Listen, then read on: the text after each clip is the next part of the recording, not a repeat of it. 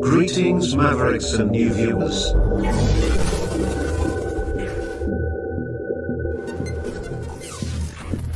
Tonight, direct and live from the Maverick News Network World Studios. This is Maverick News with Rick Walker.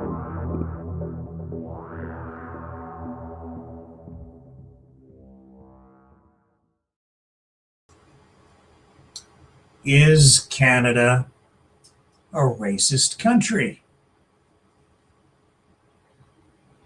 I guess maybe the question should be, is Donald Trump a racist president? We'll ask that question as well. But I think even the more important question, and racism, I guess, is at the heart of a lot of what is in the news today, or questions of racism. And related to that is the big question: is Canada a fascist country? Is the United States a fascist country? Is this march toward fascism, if you believe that is happening, is that fueled by racism?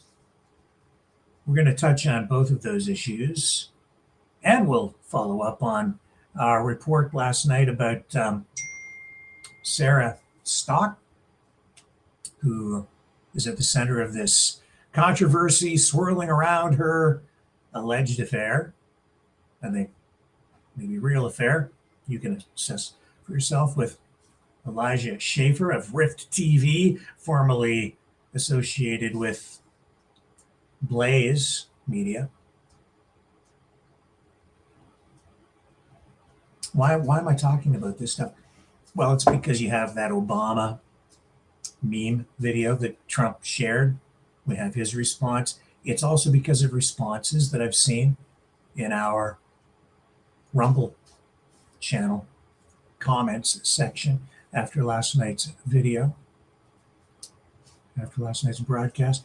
So, and tying into all of that is the future of the United States, Canada, the world, really, and whether Canada will remain united as a country or whether we'll break up here in the Great White North. It all interconnects, and it isn't just Trump at the center of all this. Tonight I'm going to show you that for Canadians, it's still, even though we have a new Prime Minister in Mark Carney, it still largely revolves around Justin Trudeau. When we come back, I will show you why, as we dig into and I guess review Justin Trudeau's prime ministership and the legacy of failure and weakness that now I think threatens the very existence of Canada.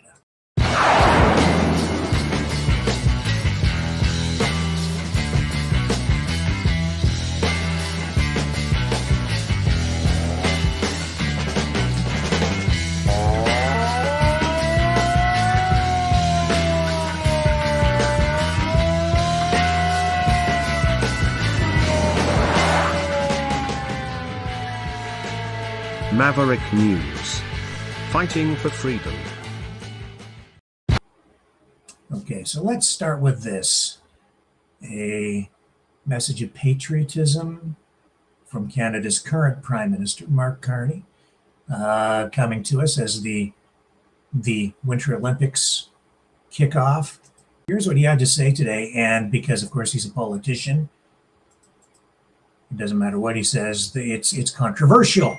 Some people liked this. Other people say that this message that is supposed to be unifying Canadians is actually very divisive. Again, you can decide. Good luck, Team Canada. You've earned this moment. After long days and late nights, through discipline, sacrifice, and relentless effort, you're ready to compete at the highest level. And our country is right behind you.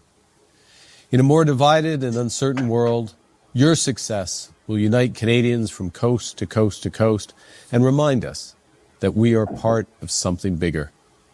You're wearing the maple leaf with pride in the Olympics and the Paralympics. Thank you.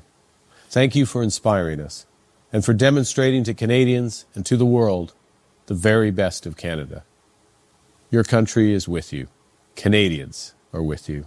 This is your moment, and it's our celebration of what makes you and Canada great.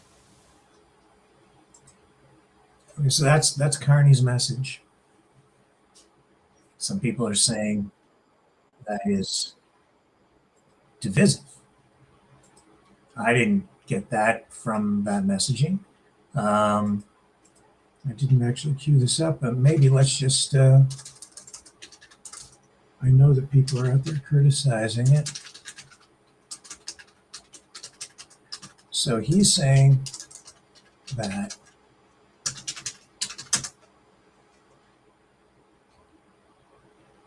and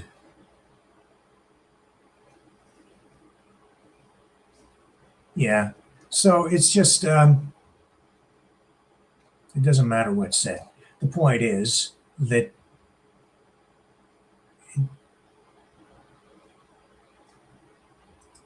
it's political, right? So people are just digging in because they're on Team A or Team B. But that being said, it does kick off our discussion in a broader sense tonight with regard to Canadian unity, to the future of the geopolitical landscape around the world,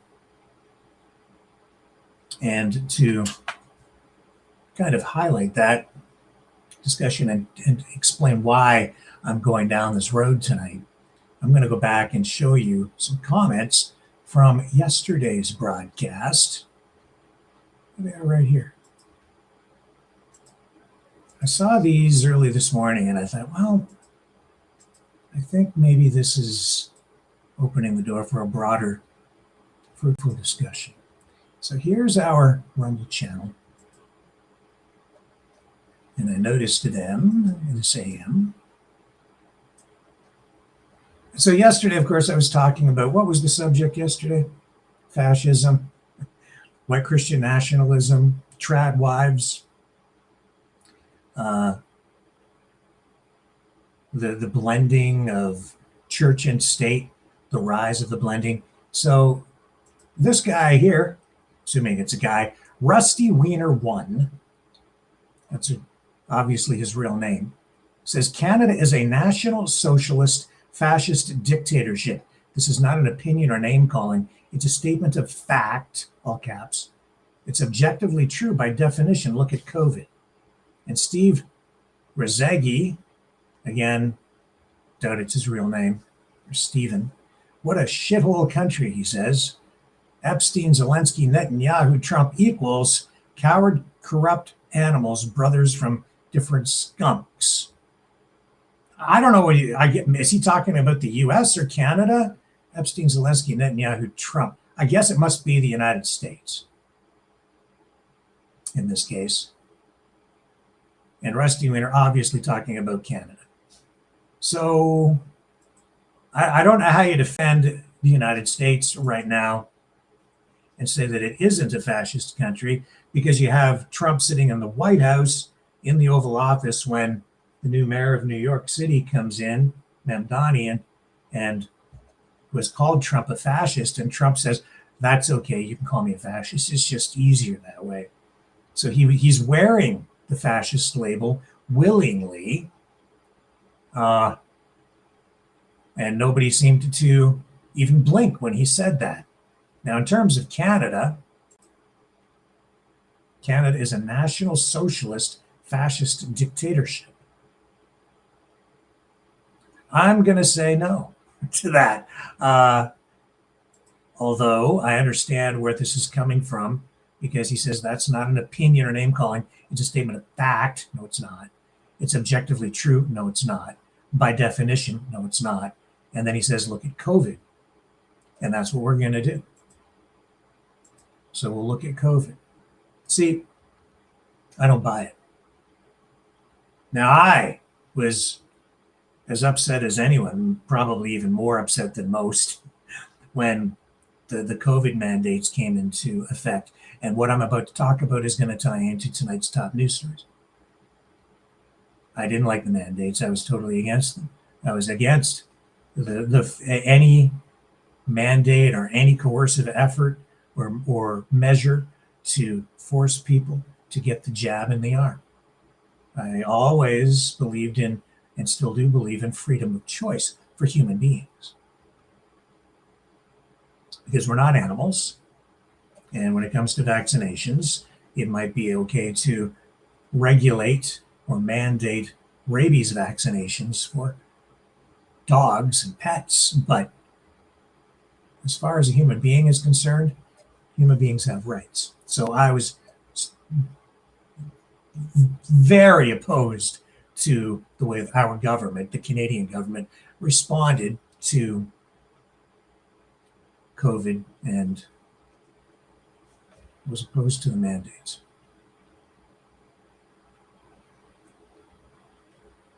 But is Canada a fascist country? And can you say that it was a fascist country? I say no. I am going to give you a perspective tonight that I think might inject a little rationality into the discussion. And I think it's an important discussion, especially at this time, because I think so many of us were blinded by emotions during the pandemic. Even during the Freedom Convoy in Canada, for a Canadian perspective on this, probably the largest protest of its kind in Canadian history. And it's an important thing to talk about because the future of our country is on the line. And that's not an exaggeration. That is not hyperbolic. That is the result of the government's actions. The actions, I would say, of two people, largely, three for sure, but certainly the actions of Donald Trump, Joe Biden, and Justin Trudeau. Mostly, I would say, on the Canadian side, it's because of Justin Trudeau. But Canada is not a fascist country, and I will make my argument for you here. Let's go back, first of all, I guess, and think about what was going on during the pandemic.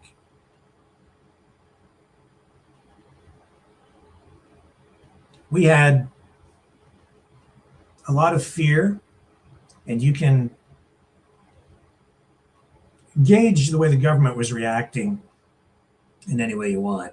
But if you think back, everybody was afraid because of the media coverage, because of the way government was spinning this, because of what we were hearing from the CDC, the Center for Disease Control, the World Health Organization, the White House, out of Ottawa, on all mainstream media, independent media.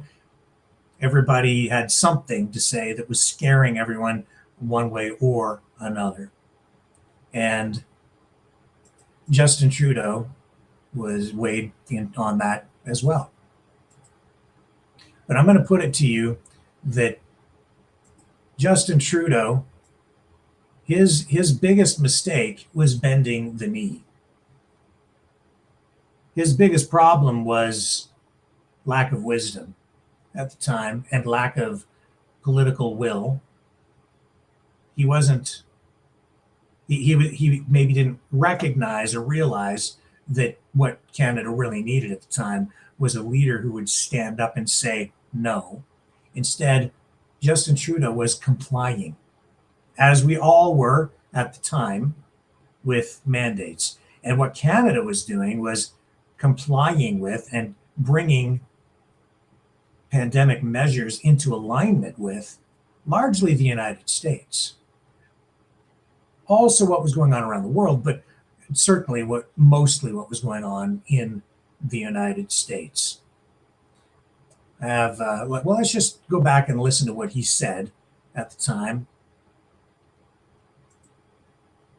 And he's never apologized for this. I don't think he ever will, or I don't think any of them ever will. But let us not forget, lest we forget, right? And I'm going to put it to you that we were in a state of warfare at the time, and I don't think it has stopped. Canada is still under attack, and Justin Trudeau, in my view, failed to defend us as Prime Minister, as did the sitting government of the day.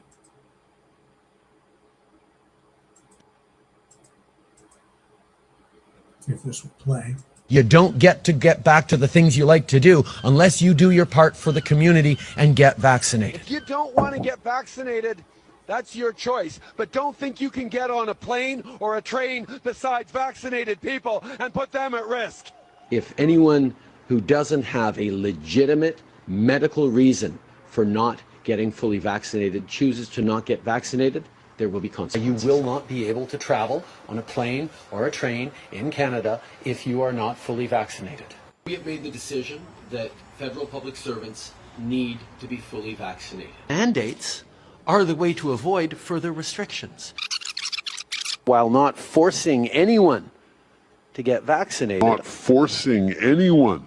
We're not a country that makes vaccination mandatory. You don't get back to the things you like to do unless you do your part for the community and get vaccinated. If you don't want to get vaccinated, that's your choice. But don't think you can get on a plane or a train besides vaccinated people and put them at risk. If anyone who doesn't have a legitimate medical reason for not getting fully vaccinated chooses to not get vaccinated, there will be consequences. You will not be able to travel on a plane or a train in Canada if you are not fully vaccinated. We have made the decision that federal public servants need to be fully vaccinated. Mandates are the way to avoid further restrictions. So, I'm sure you all remember that. We all remember that, right? But I'm going to put it to you that, again,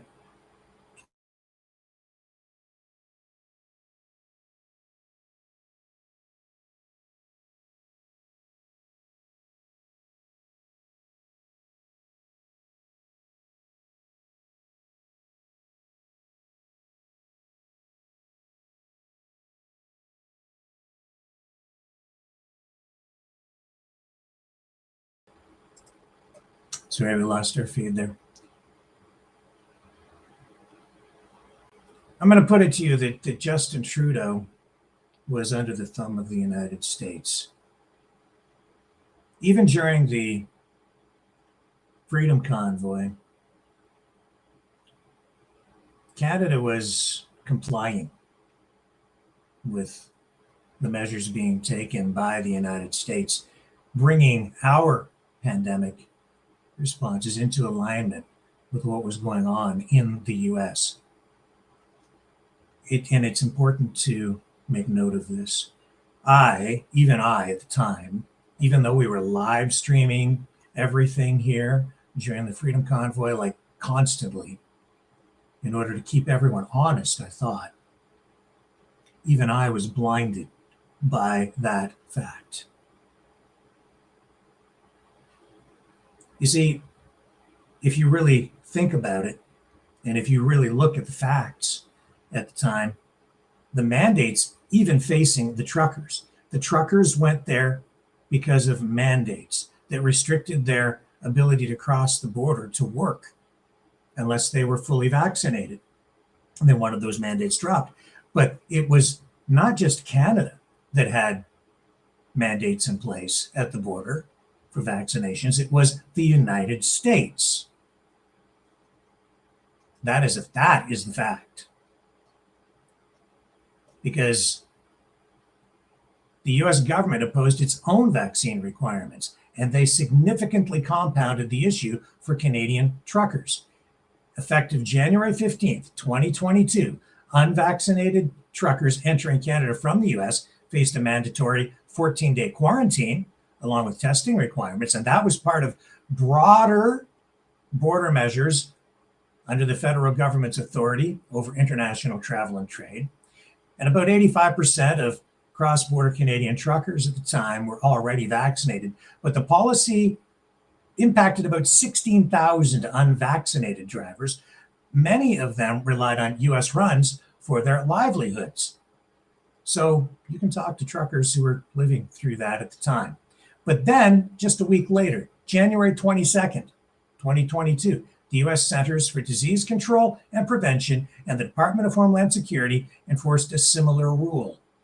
All inbound foreign national travelers, including commercial truck drivers, had to be fully vaccinated to enter the U.S. via land ports of entry, no quarantine option for truckers, and that directly prevented unvaccinated Canadian truckers from crossing into the U.S. for work. So this created a double barrier for bilateral trade and work for the truckers.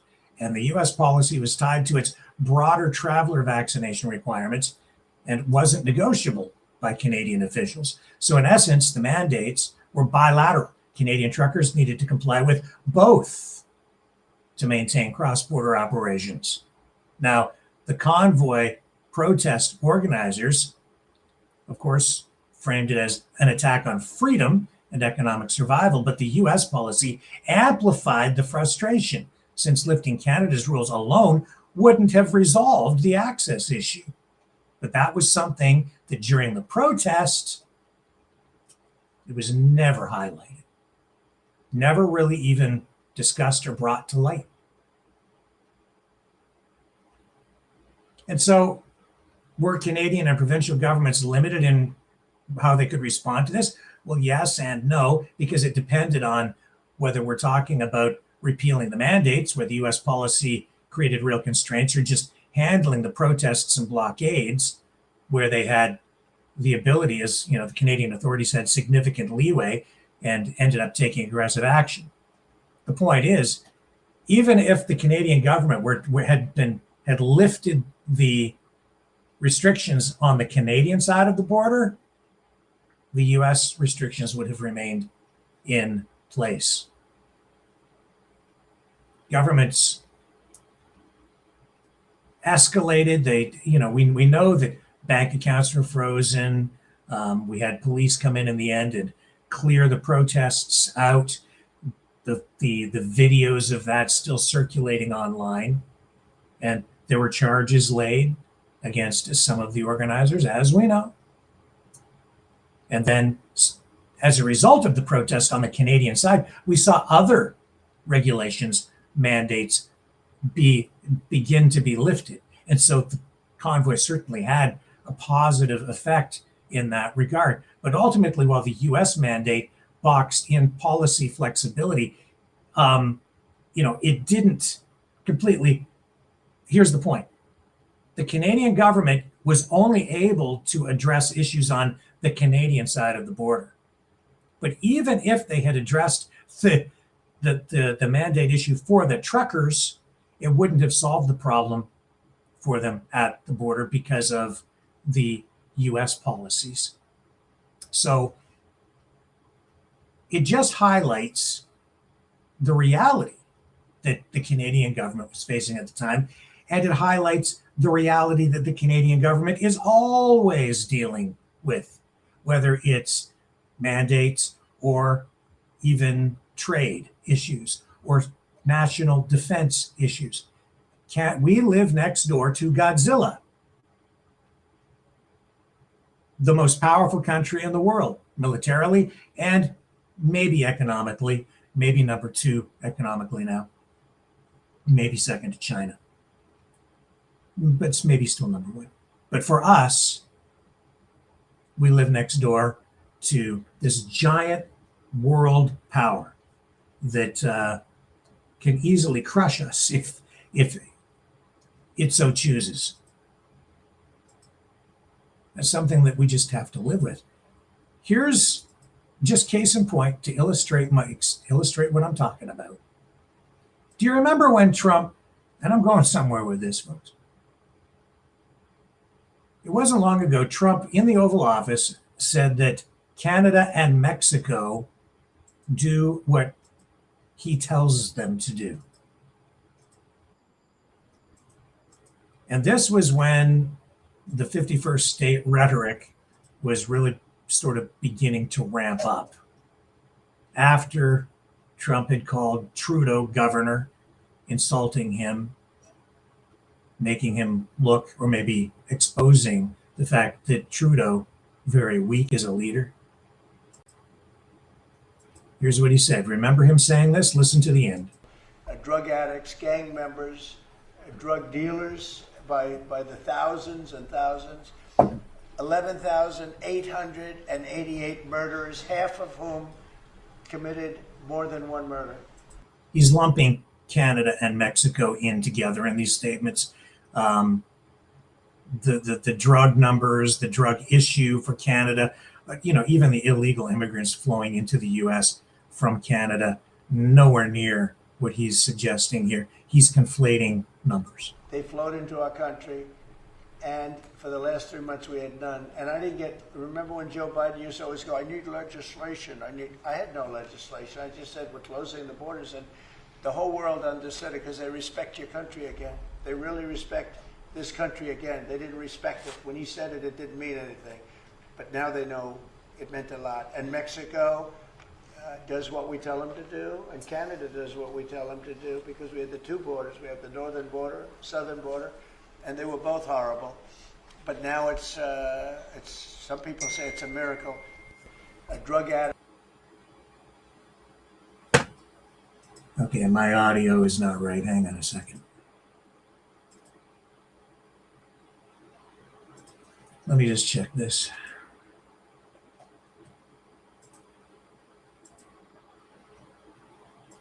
Here we go. Checking my audio.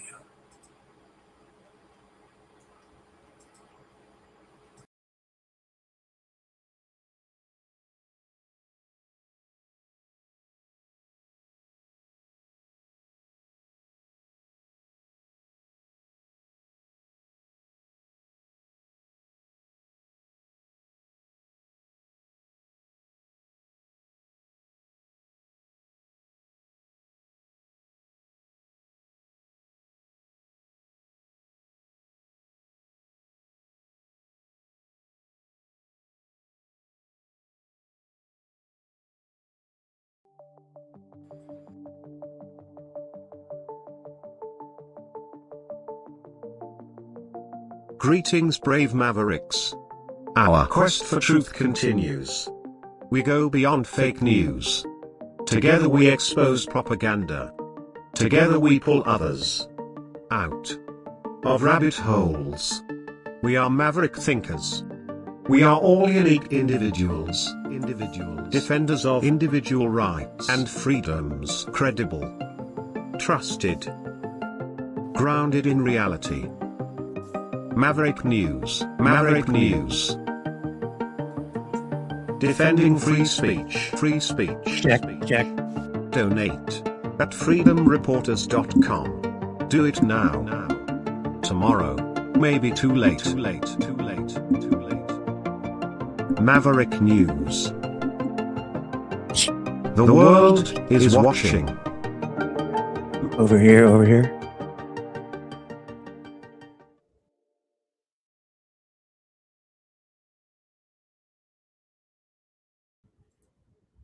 Okay, I think we're in better shape now.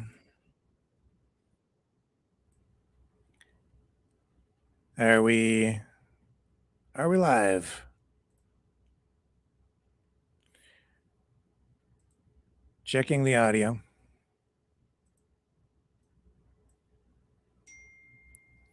Are we good now? Okay, now we're better. All right, we're back.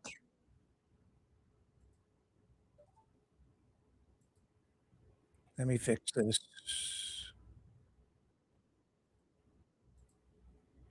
Thank you again for letting me know. I can't read everything. Okay. Like 20 bings, but thank you for letting me know. All right, where was I? So Trump says that Canada and Mexico do what he tells them to do. What the United States says that does what the United States tells them to do. us. And I would say that that is Justin Trudeau's greatest weakness. He lacked wisdom, and he bent the knee, and he complied with the United States. He complied with Godzilla. He complied also with what was going on around the world. But see, Justin Trudeau was kind of a weasel. Trump didn't like him because he saw Justin Trudeau as being very weak, which he was. Publicly, he got caught mocking Donald Trump at world events, making fun of him, joking about him behind Trump's back, insulting him when talking with other leaders from other countries. I'm sure you saw those incidents, and Trump really took offense to it because, again, Trudeau, not careful and not wise, spoiled, born with a silver spoon in his mouth, and really didn't understand how to deal with Trump, and certainly not the United States. So publicly, he tried to make himself look tough by doing kind of smarmy things and stabbing Trump in the back and saying nasty things about him behind Trump's back, while in public, and also publicly kind of trying to portray Canada as acting unilaterally or just responding, making its own decisions, when in reality, he was bending the knee behind the scenes on every front and complying with whatever Trump wanted, which is why during that meal, that dinner down at Mar-a-Lago, when he met with Trump that got us into all this trouble, or at least marked the beginning of our troubles, when he was having that discussion with Trump, apparently he was asked what would happen if the United States didn't allow Canada to trade. If we lost our auto industry, and Trump said something Trudeau said something to the effect of Canada would cease to exist as a country. Well, my goodness, that was like blood in the water for a shark. And that's what Trump is. He's a predator.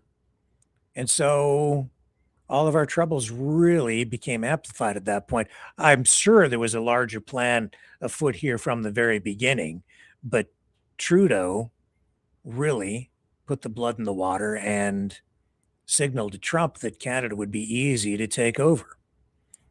So the 51st state rhetoric really ramped up from that point on. Why? Because Justin Trudeau simply complied.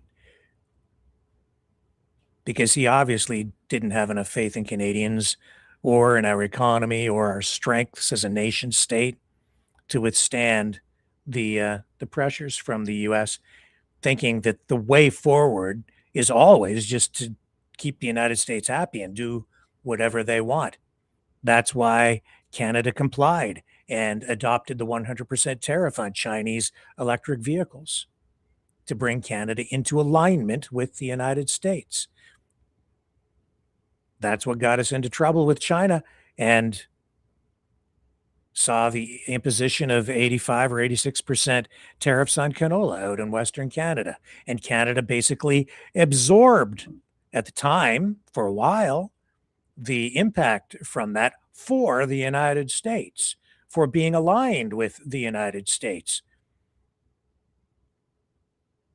The point is, Canada always has to walk on eggshells when dealing with the United States, and certainly now with Trump, because he is so aggressive and so predatory.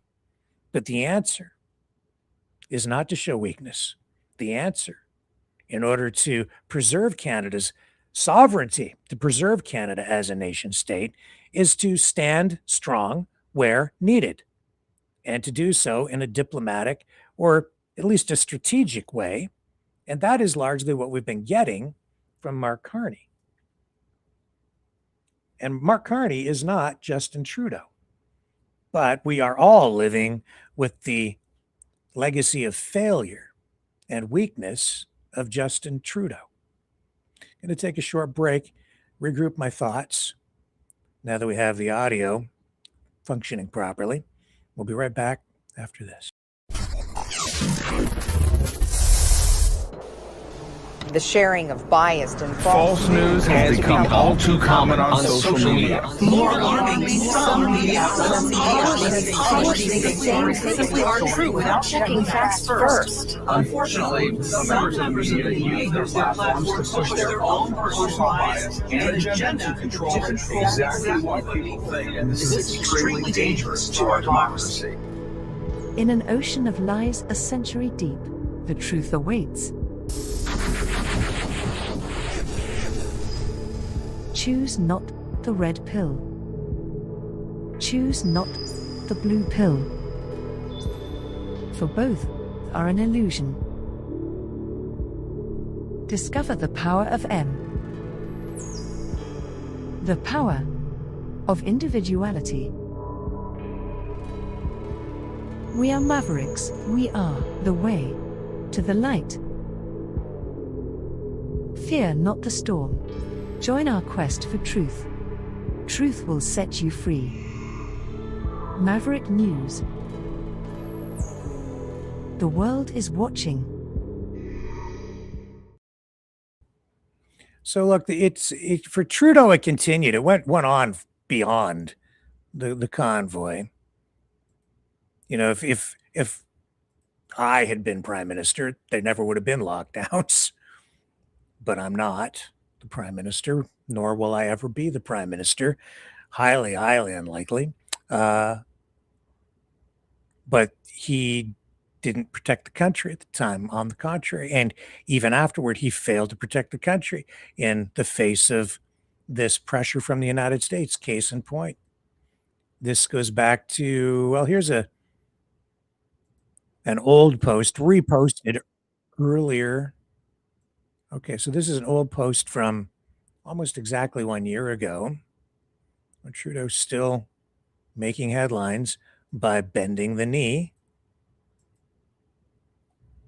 Here, I'll show you. First, it's on X, so let's just look at here. He says, this is from Angry Frog. He says, Canadian Prime Minister Justin Trudeau caves to President Trump and will do the following.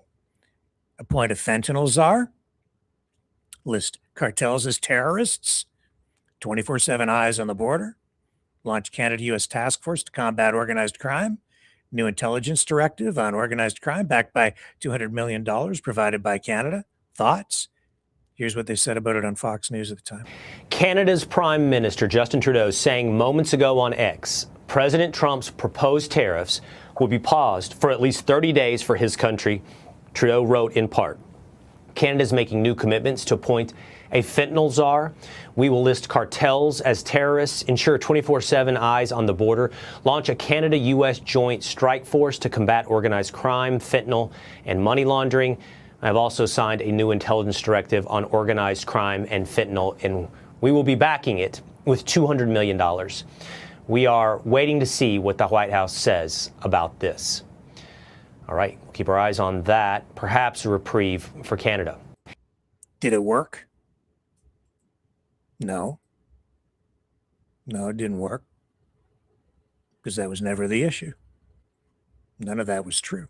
I mean, in terms of the reasons for imposing tariffs on Canada, it's never been about drugs. Ever. It hasn't really ever been about immigration either. Border czar, fentanyl czar. It's never been about fentanyl. That's just a made-up excuse, a pretext for what Trump is really trying to do, and that is certainly to take over Alberta or to gain access to oil and the resources out of Alberta, and if not the entire country, absorb Canada as the 51st state. It's all a bunch of BS. And what did Trudeau do? He complied. Did it help? Not at all. It's even worse now because he showed weakness. And so again, he lacked the wisdom and the insight to understand what was really going on or how to deal with it. Now, you can be a conspiracy theorist, I guess, and you might then spin it up in your mind and think that Trudeau's actually working with Trump to make sure that Canada is taken over and that they're all in it together. And you're welcome to do that if you so choose. But I don't really view it that way. Canada has always been in a very delicate position with regard to the US. And the US, under Trump, has turned fifth generation warfare into a new art form, especially in terms of economic warfare. You know, with this new form of warfare that has been developed since World War II, and certainly since the fall of the Soviet Union, because of nuclear weapons, conventional or kinetic warfare is no longer really a very good option when you're trying to take over a country or affect regime change or just get different political outcomes from certain countries or get things that you want. Bombing countries, not really a great option. There's a lot of destruction there. You risk kinetic escalation. So these other measures, psychological warfare, information warfare, economic warfare, these non-kinetic methods of battle are really the methods being employed most these days. Did you know that sanctions have been imposed by the United States on about 1/3 of every country on earth at one time or another? And that method of applying coercion to foreign nations has really ramped up under Trump, even though he puts armadas together and parks, you know, half his naval fleet off the coast of Venezuela to effect change. It's really the sanctions that put the pressure on. They rely on applying pressure from within by getting the population to rise up against their own governments. That's what they're trying to do right now in Cuba. Case in point. Just look at what's going on in Cuba tonight. Here, I'll show you. They are consolidating tourists. I highlighted this the other night because I know some people have been encouraging people to go to Cuba. And I said, well, you should be very careful about going to Cuba right now because they have energy shortage there, an energy shortage, an oil shortage. And so tonight, even look right here.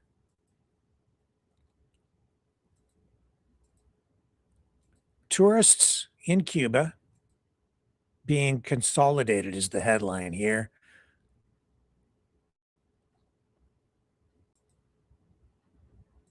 Yeah, here it is. Canadians consolidated into hotels in Cuba amid a fuel shortage. Tourists are now being consolidated into hotels in Cuba as the island struggles through a fuel shortage. Well, why is there a fuel shortage? Because after the fall of the Cuba, after their revolution, aligned with the former Soviet Union, relied on the former Soviet Union for energy and trade. The United States imposed massive sanctions against Cuba. That's why when you go there, you still see all these cars from the 1950s and 60s, especially the 50s, driving around, cars that they've been keeping going ever since then because they weren't allowed to have imports of US-made automobiles. I've been to Cuba because Canada didn't have these same restrictions on travel and trade that the United States has had. So I've been there once. And now Venezuela. After the fall of the Soviet Union, over time, Cuba became more reliant on Venezuela for energy. But now, with what's happened in Venezuela, because Trump has essentially taken over Venezuela, they have these sanctions in place. Sanctions as a form of economic warfare in order to put pressure on Cuba. Why? Because that puts pressure on the population. The people suffer. With sanctions, tariffs, it drags not just the Cuban economy down, but the U.S. economy too. Any country dealing with Cuba, but they're just preventing the trade of oil. That means the people suffer, and eventually they get fed up with the whole thing, and they take their frustration out on their own government. And that is the playbook. That's the way it's done pretty much everywhere. And the United States isn't the only country that does it. All the major powers do things like that. So if you kind of look at it through that lens, you can see the rinse and repeat cycles of all of this and the way that that exact same tactic and strategy is used in country after country after country, whether it's Cuba, whether it's Iran right now, or even here in Canada, where during the pandemic, the crisis was used as a tool to accelerate public unrest, destabilize everything, destabilize the government more. And that's why you saw so much foreign money, especially from the US side, I would say, flowing into Canada to fund and amplify the Freedom Convoy protest, which had a very legitimate purpose, had a positive outcome in many respects.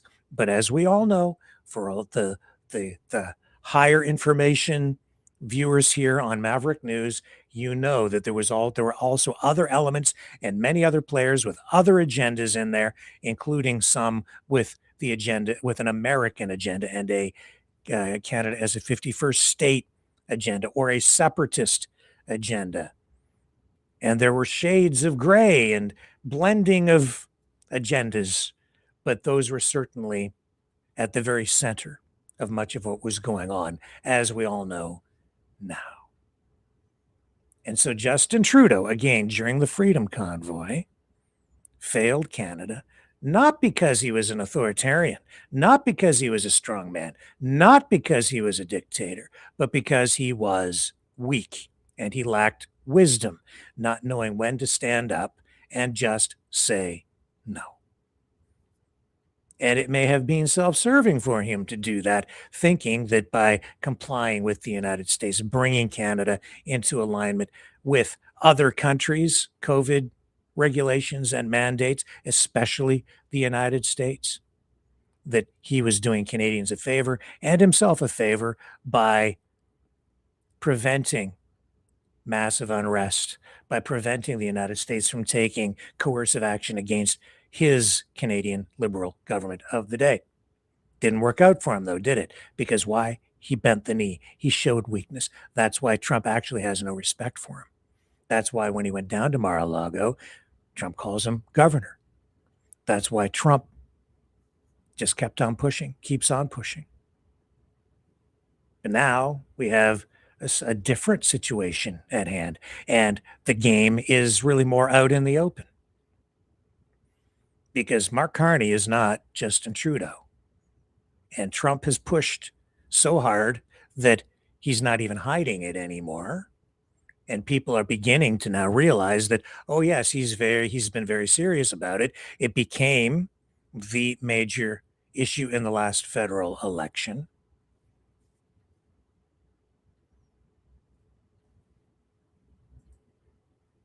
And so here we sit with the country teetering on the edge of breaking up and maybe being absorbed by the United States. And it's a very real thing. And we're not the only country in that position. We have Greenland. We have all of the countries now, don't we? Cuba, Venezuela, Panama, Canada, Greenland. It's a very real thing. It's actually happening. But then Carney goes to the World Economic Forum and delivers that speech and kind of sticks his finger in Trump's eye. And I don't think Trump was expecting that at all. And now he's trying to call Carney governor as well. But Canada is in a much stronger position economically than Trump realizes. And because we still have this ruling that from the Supreme Court in the States that has to come down with regard to tariffs, because Canada has been able to pivot to some degree and make this new deal with China on the EVs on a limited scale, a tactical decision by Canada to allow, a small number proportionally of 49,000 electric vehicles in from China for consumption in the Canadian market in order to get the tariffs from China lifted off the canola farmers out west. Because why? Because Carney isn't just bending the knee. And he has, through his speech at the World Economic Forum, he's signaling to other powers around the world that, hey, Canada is, it's not so much that Canada is back. It's that Canada is, I think maybe for the first time in a long time, is really asserting its sovereignty internationally. And that's why the world is looking at Canada now. That's why Mark Carney is making headlines around the world. That's why even liberals in Canada are confused and saying that Mark Carney could be Stephen Harper, that this liberal government under Carney has been pulled back closer to the center, certainly from a fiscal perspective.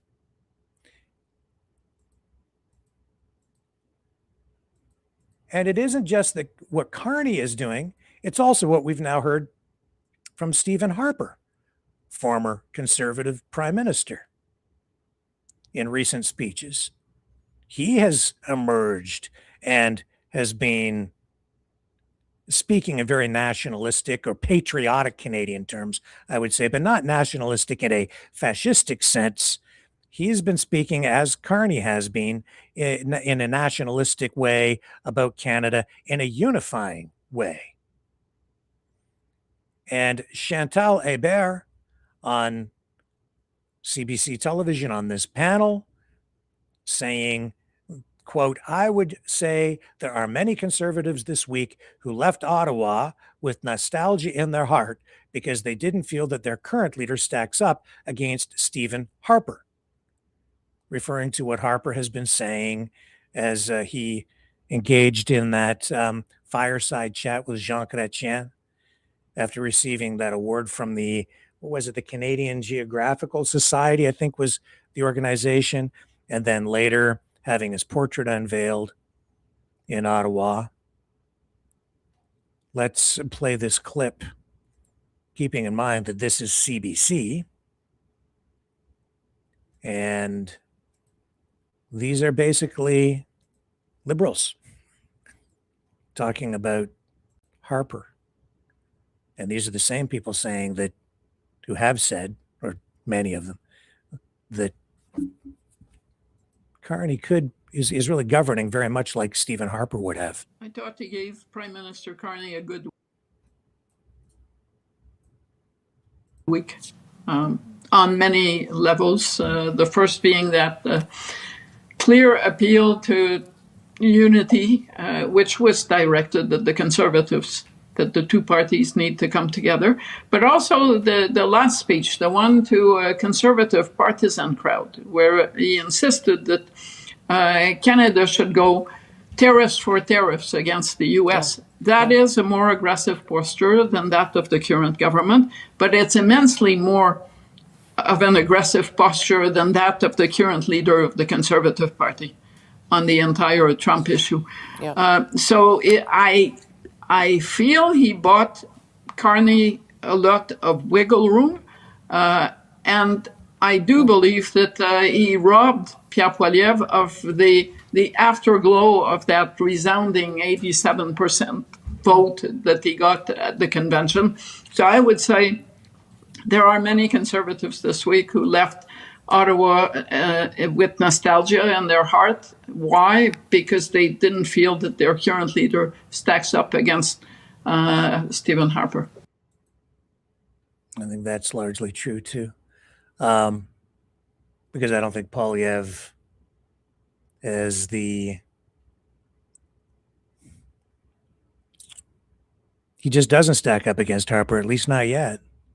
He keeps falling short, and Carney keeps stealing his thunder, whether it's tax breaks, which have been implemented, resulting in, gasoline that around here sells for 40 or 50 cents a liter less now consistently than it did when Trudeau was prime minister. So that's a very real thing that impacts Canadians dramatically, or the GST, HST tax rebates, which are being increased. That will put money back in the pockets of Canadians, whether it's the housing plan to build more affordable housing in Canada, which, as if you read the two plans, the Conservative Poilievre plan and the Carney plan, it's the Carney plan that is more conservative. It's more free market driven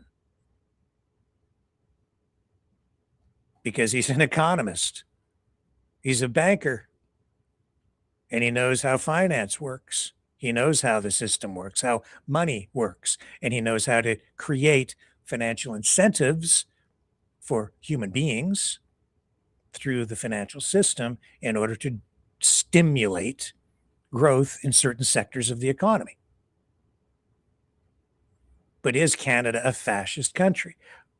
My argument is, and still no, even though we had these lockdowns and mandates, and I might have been more easily persuaded during the pandemic and the lockdowns when they were happening that, you know, maybe we were a fascistic country at that time, but even then, no. And so I'm not going to just assert my opinion here. I thought, let's ask Grok and see what Grok says. So I took the liberty of punching in the questions to get the answers in advance. And in the interest of saving time and being efficient, I think that's the wrong one. It is.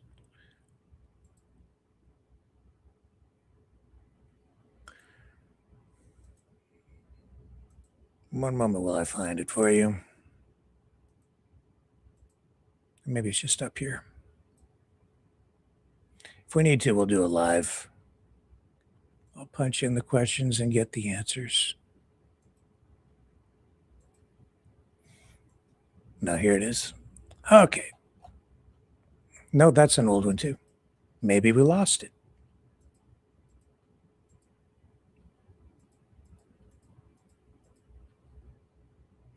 Let's just do it live.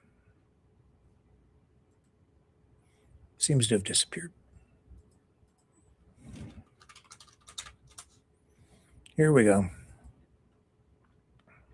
In real time. Grok is funny. Grok has a sense of humor. I'm trying to get it up with this clunky computer. Here we go. Finally. All right. Hey, Grok. Is Canada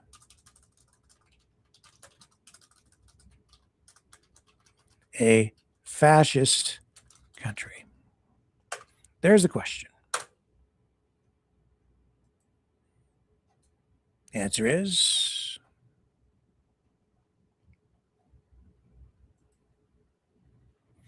thinking. No, Canada is not a fascist country. Let me break this down step by step in a neutral, evidence-based way, drawing on standard political definitions and Canada's actual governance structure. Let me stop sharing some of this stuff to save some memory on the computer. Okay. Thank you, Grok. What is fascism anyway? Fascism is a far-right authoritarian ideology characterized by, because it's important to understand what it is before we continue talking about it, dictatorial leadership, often a single strongman figure with unchecked power. Ultranationalism, emphasizing ethnic or racial superiority and aggressive expansionism. Suppression of political opposition through violence, censorship, or state control of media. Centralized control over the economy and society, often merging state and corporate power or corporatism. Rejection of democracy, liberalism, and individual rights in favor of the nation or state as supreme. This is based on historical examples like Mussolini's Italy or Hitler's Germany, as well as scholarly definitions from thinkers like Umberto Eco, who outlined 14 common features such as cult of tradition, rejection of modernism, and appeal to a frustrated middle class. So how does Canada stack up? Canada operates as a constitutional monarchy with a parliamentary democracy. Elections and pluralism. Free, fair, multi-party elections occur regularly at federal, provincial, and municipal levels. Power changes hands peacefully. Example from Liberals to Conservatives and back. Opposition parties like the Conservatives, NDP, Bloc Québécois, PPC actively debate and challenge the government. Rule of law and rights. The Canadian Charter of Rights and Freedoms, part of the 1982 Constitution, which I have sitting, actually it's right here. I always keep a copy right by my side because it's a real thing. Protects freedom of speech, assembly, religion, and equality. Courts, including the Supreme Court, can strike down laws that violate these. Well, there are debates over issues like hate speech laws or emergency measures. Example, during the 2022 Freedom Convoy protests, these are subject to judicial review and public accountability, not arbitrary suppression. And we just saw a court ruling saying that Justin Trudeau, who had a lack of wisdom during the pandemic, was wrong and did not use the Emergencies Act properly. It was unconstitutional in the way that he used it. And that ruling now means that moving forward, it will be much more difficult, in fact, impossible, perhaps, for the federal government to use the Emergencies Act in that same or similar manner again, heading into the future, because now we have a legal precedent for what was essentially a new piece of legislation, revised because it was the previous War Measures Act, rewritten, but never really tested in court prior to the Freedom Convoy. So now a new bar set, and the ability for a federal government to use it will require that it reaches that bar, which is now set higher in the future. Decentralized power. Federalism divides authority between the federal government and provinces in Canada and territories. No single leader has absolute control. The Prime Minister, currently Justin Trudeau, previously Justin Trudeau, is accountable to Parliament and can be ousted via no confidence votes. That's all true. And people kept saying, Trudeau's a dictator. We'll never get rid of him. There won't be any more elections. But what happened? He has been removed. He's not there anymore. And that's because it became very clear that he was not going to be able to effectively deal with Donald Trump. That it accelerated or it expedited his exit as leader of the party for the Liberals and as prime minister. Now he's busy dating Katy Perry instead of making bad decisions in Ottawa. Canada also has a mixed market economy with strong social welfare, universal health care, education. It's capitalist with regulations.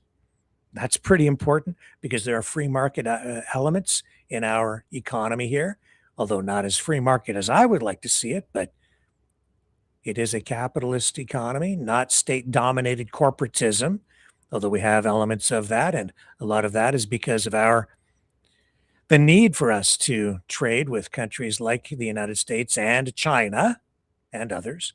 Immigration policies emphasize multiculturalism, not ethnic nationalism.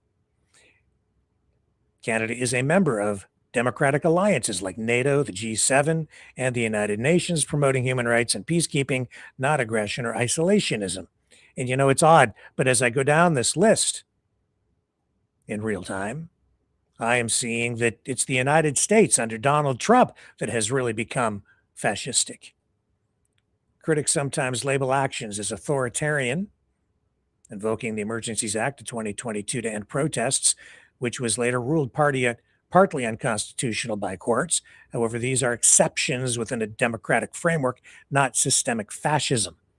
Indices like the Democracy Index from the Economist Intelligence Unit consistently rank Canada as a full democracy in the top 10 globally.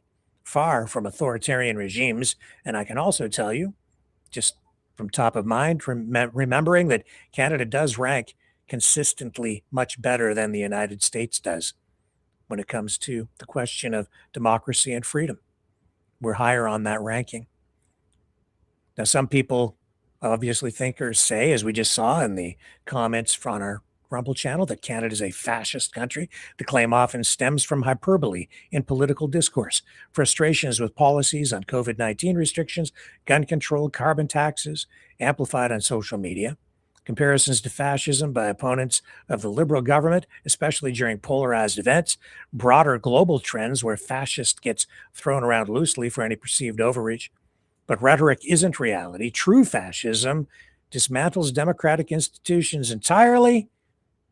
Canada's are intact and functioning. That's grok. And I have to say that I largely agree with that. And it illustrates for me how far the United States has fallen and why Stephen Harper said during that fireside chat with Jean Chrétien, the Liberal former prime minister, talking about the conversation with the unnamed separatist who he leaned into and whispered when meeting this person at an airport, saying, when you look at what's going on in the United States right now with Trump, that's why we need to stick together. And he said that the separatist from Alberta leaned back in and said, I agree. And it is the United States that is falling, maybe has fallen, not even clear if it will ever recover. And it is the United States that has, under Trump, damaged relationships around the world. It is the United States that is going around throwing its weight around. It has become the bully that it has always been accused of being. Sometimes with justification, those accusations, but not always.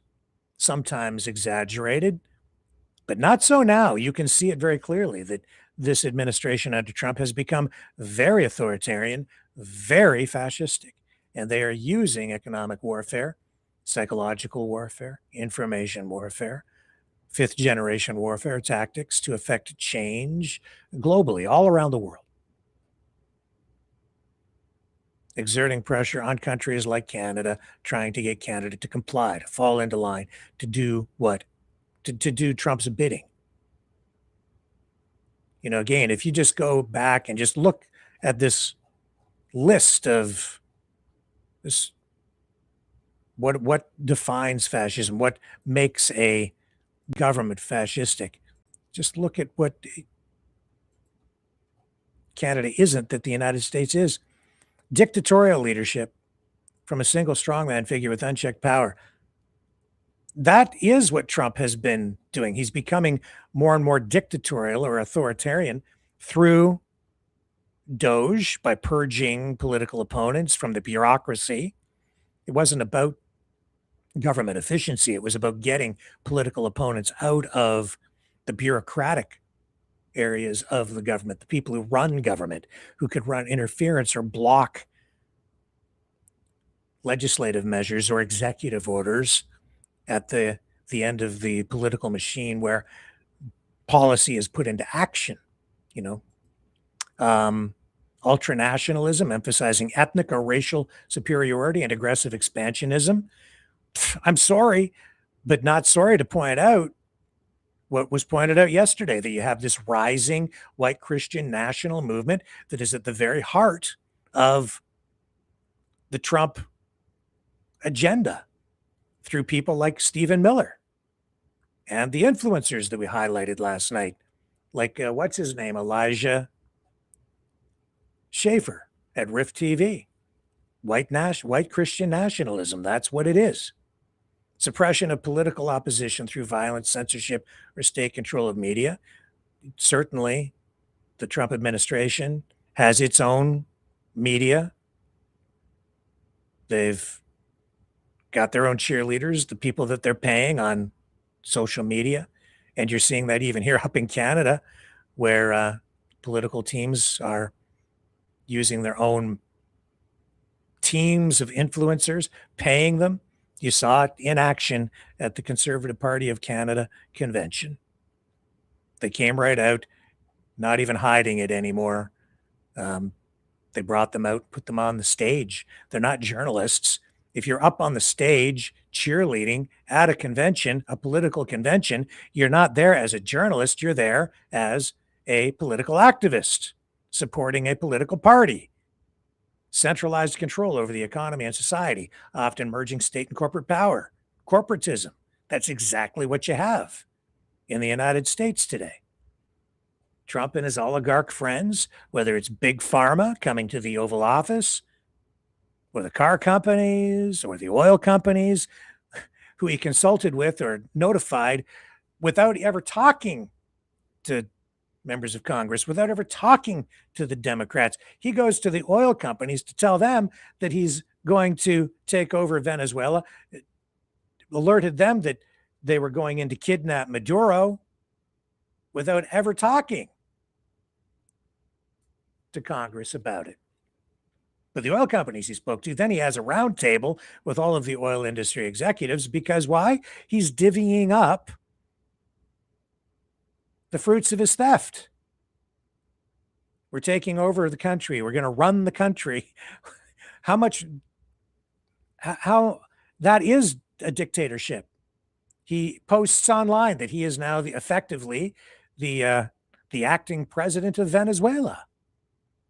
Self-declared.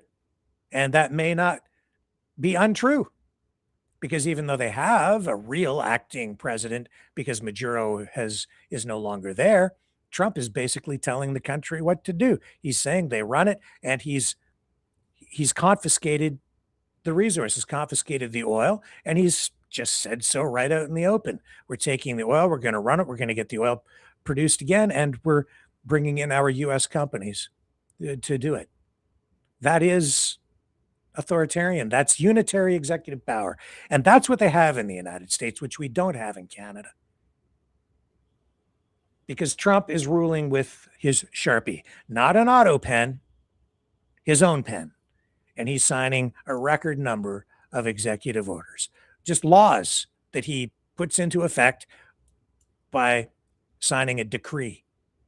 That's why Bannon has been saying they need to now codify. Do you know what that means? Codify those executive orders, codify what they've been doing. It means they need to go beyond an executive order, which can be rescinded, overturned when a new president comes in. He wants to codify that into law, actual legislation that is enacted in ways that go beyond, through the legislative process, beyond executive orders. Because once Trump leaves office, all of the work that he has been doing, using these unitary executive powers that he has, because all of his political opposition has been purged, that's the deep state in his view. So now he has free reign to do what he wants. He is essentially has dictatorial powers. Mark Carney doesn't have that. Justin Trudeau never had that. And so I put it to you that Canada is not a fascistic country. Sometimes we've imposed authoritarian measures like during the Freedom Convoy, but those have been temporary. Now we have judicial review, which will ensure that it will be much more difficult for governments to impose those kinds of restrictions in the future. Not so in the United States. Trump is ruling with the stroke of a marker. That's why also Steve Bannon is afraid. Steve Bannon, of course, a key strategist for the Trump administration, was part of the administration at Trump 1.0, now not in the administration, but obviously very influential within MAGA circles. And he will tell you that Trump listens to everything he has to say. He's already been to jail to protect Trump once. And he knows that if they lose power, he's probably going back to jail, along with a bunch of others who, I guess, have been exposed for the fascists that they really are.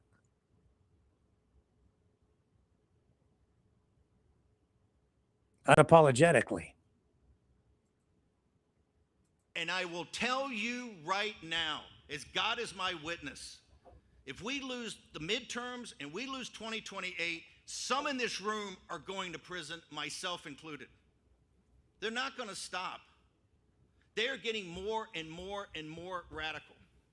And we have to counter that. And what do we have to counter it with? We have to counter it with more action, more intense action, more urgency. We're burning daylight. If you look across every aspect of this, we have to codify what President Trump has done by executive order, right? We have to codify it. And people say, well, they're just going to be messing bills and pay Senate. We got to put aside these structural barriers and get on with it. President Trump today gave to the Senate when they came over for breakfast, even Lindsey Graham, some of the guys he liked, and some of these institutions, I understand. This is a very tough decision to make. And you're going to see some people in the conservative movement that not in a million years, because I talked to him today, quite frankly, I had Hawley on the show this morning, Josh Hawley, and he's talking about it, and I'm trying to play the institution. Well, they called me up this afternoon and said, let's go through the 10 reasons we need to do it. And these are heavy hitters on what I would call the constitutional, the limited government constitutionalist in our movement. And they're about to come out over the next couple of days and make this argument because it said, look, we have to understand that if we don't take this to the maximum, a maximalist strategy now with a sense of urgency, and in doing this, seize the institutions, if we don't do that now, we're going to lose this chance forever because you're never going to have another Trump, right? You're just not going to have it. You know, for a long time, hearing that talk come from him, that kind of language, it was still washing over me. But now it's becoming very real, and it's dangerous. Because that kind of talk says they can't ever let go of power, because if they do, they're all going to jail, or a lot of them. They know it. And so they'll do whatever they have to hold on to power. And they're going to codify into law the executive orders to try to cement them in place in order to seize institutions. Seize institutions? Aren't those institutions, those government institutions, supposed to be there to serve the people, not the government? So why do they need to seize them? This is a fascistic, authoritarian government that seeks to seize power. And if they're seizing power, they're seizing it for themselves. They're not seizing it for you. They're not doing it in your best interest. They're doing it maybe in the best interest of a portion of the population, which would be their political base, but not for all the people. This language is extremely dangerous, especially when he talks about a maximalist approach. Well, what does that mean? That means you go all the way, baby, pedal to the metal, no brake, all gas. And if you're talking like that, then you get what you've got in the streets with violence and a militarized police agency, pseudo police agency, which is really an extension of the government, not a police agency, ICE, there serving and protecting the public. That's what's going on in the streets. You have a politicized police service, ICE, because they have this show that they're putting on as part of a policy, which is the political, emotional end of everything. This is dangerous, dangerous talk, because as they become more radicalized, as they become more extreme in order to hold on to power, the people on the other side are also becoming more and more polarized, radicalized, and becoming more extreme, because they now feel the need to attack and do whatever they have to do to stop this, because they see how extreme it's getting. This means that the people are not being served. that we're not being served in Canada because their maximalist policy means that they're pursuing in whatever manner they feel they need to, the ends justify the means, to take over entire countries because that is part of their agenda, their plan. And you can't stop the plan. Well, maybe you can. They are trying to do everything they can to make sure that we can't. And that plan is part of a geopolitical new world order, which means carving the world up into spheres of dominance. And you're seeing it play out on a geopolitical scale, worldwide, all the way down to the street level. We are seeing protesters shot in the streets, killed, some would say murdered, because of that kind of rhetoric, which does not respect democracy, which does not respect anything that has come before, that is really intent on tearing everything down in order to bring in what they want without democracy, to impose their will. And if it is a white Christian nationalist future for America, then it becomes a theocracy.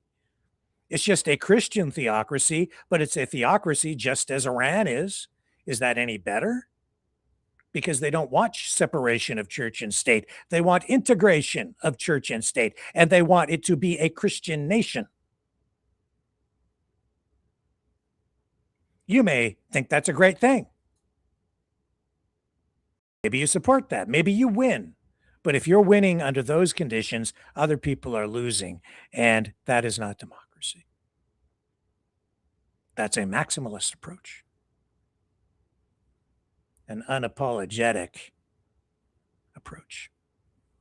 That's why we saw J.D. Vance sit there and say to that journalist who asked if he would apologize to the family of Alex Preddy, who was gunned down in the streets.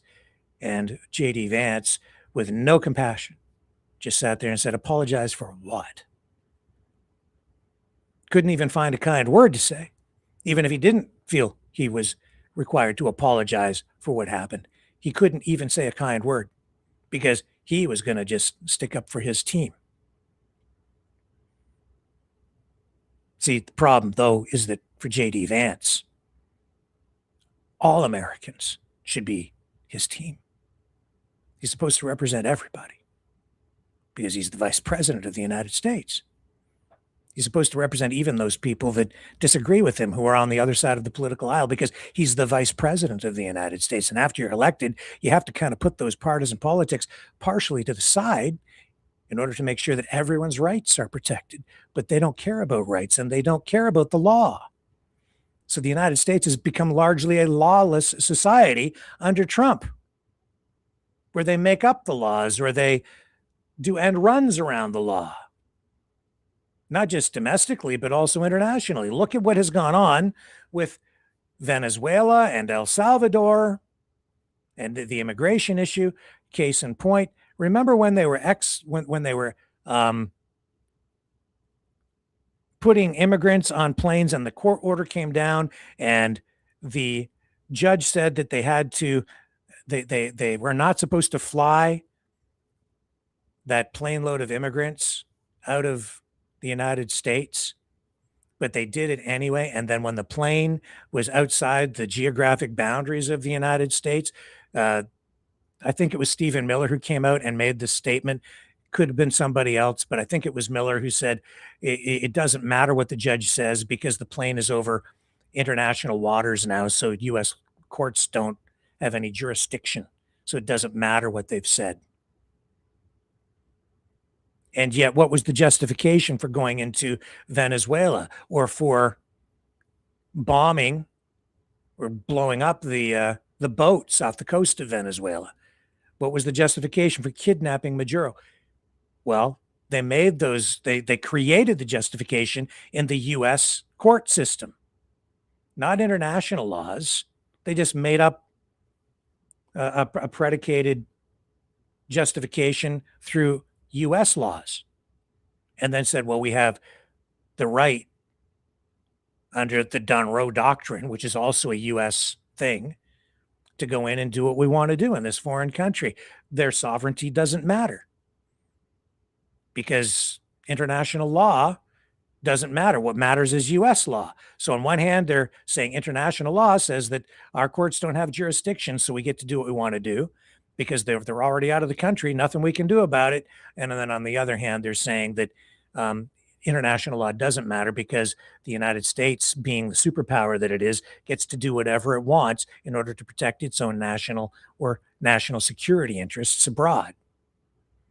But I don't see how you can have it both ways. Well, you can when you're a superpower, which is why I really stuck in Donald Trump's craw when Mark Carney went to the World Economic Forum and called out that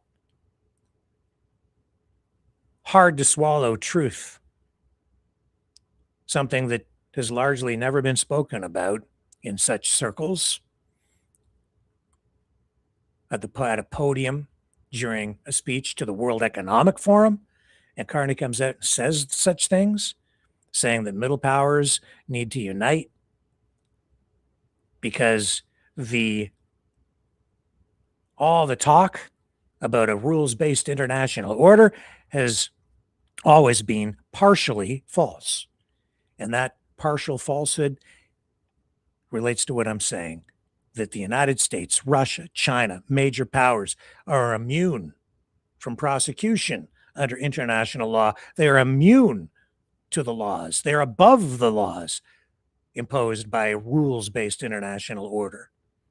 They can do whatever they want because they're just going to get away with it because there's nobody that's going to enforce it. So if Vladimir Putin is accused of a war crime or war crimes, and there's a warrant out for his arrest from the International Court of Justice or the ICC, nothing happens to him because even when he flies to foreign countries, nobody really tries to arrest the guy because if you do that, man, you have a whole heap of grief coming your way.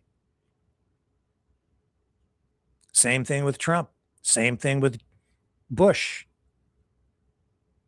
Accused of war crimes, but who's going to arrest a former president of the United States?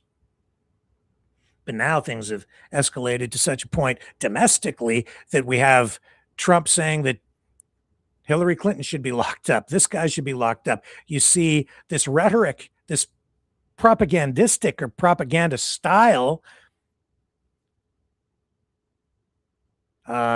information war coming from within the U.S. government through Tulsi Gabbard, where she has of late been spinning up some strange story about Obama and election fraud and justification for arresting Obama, going after Obama.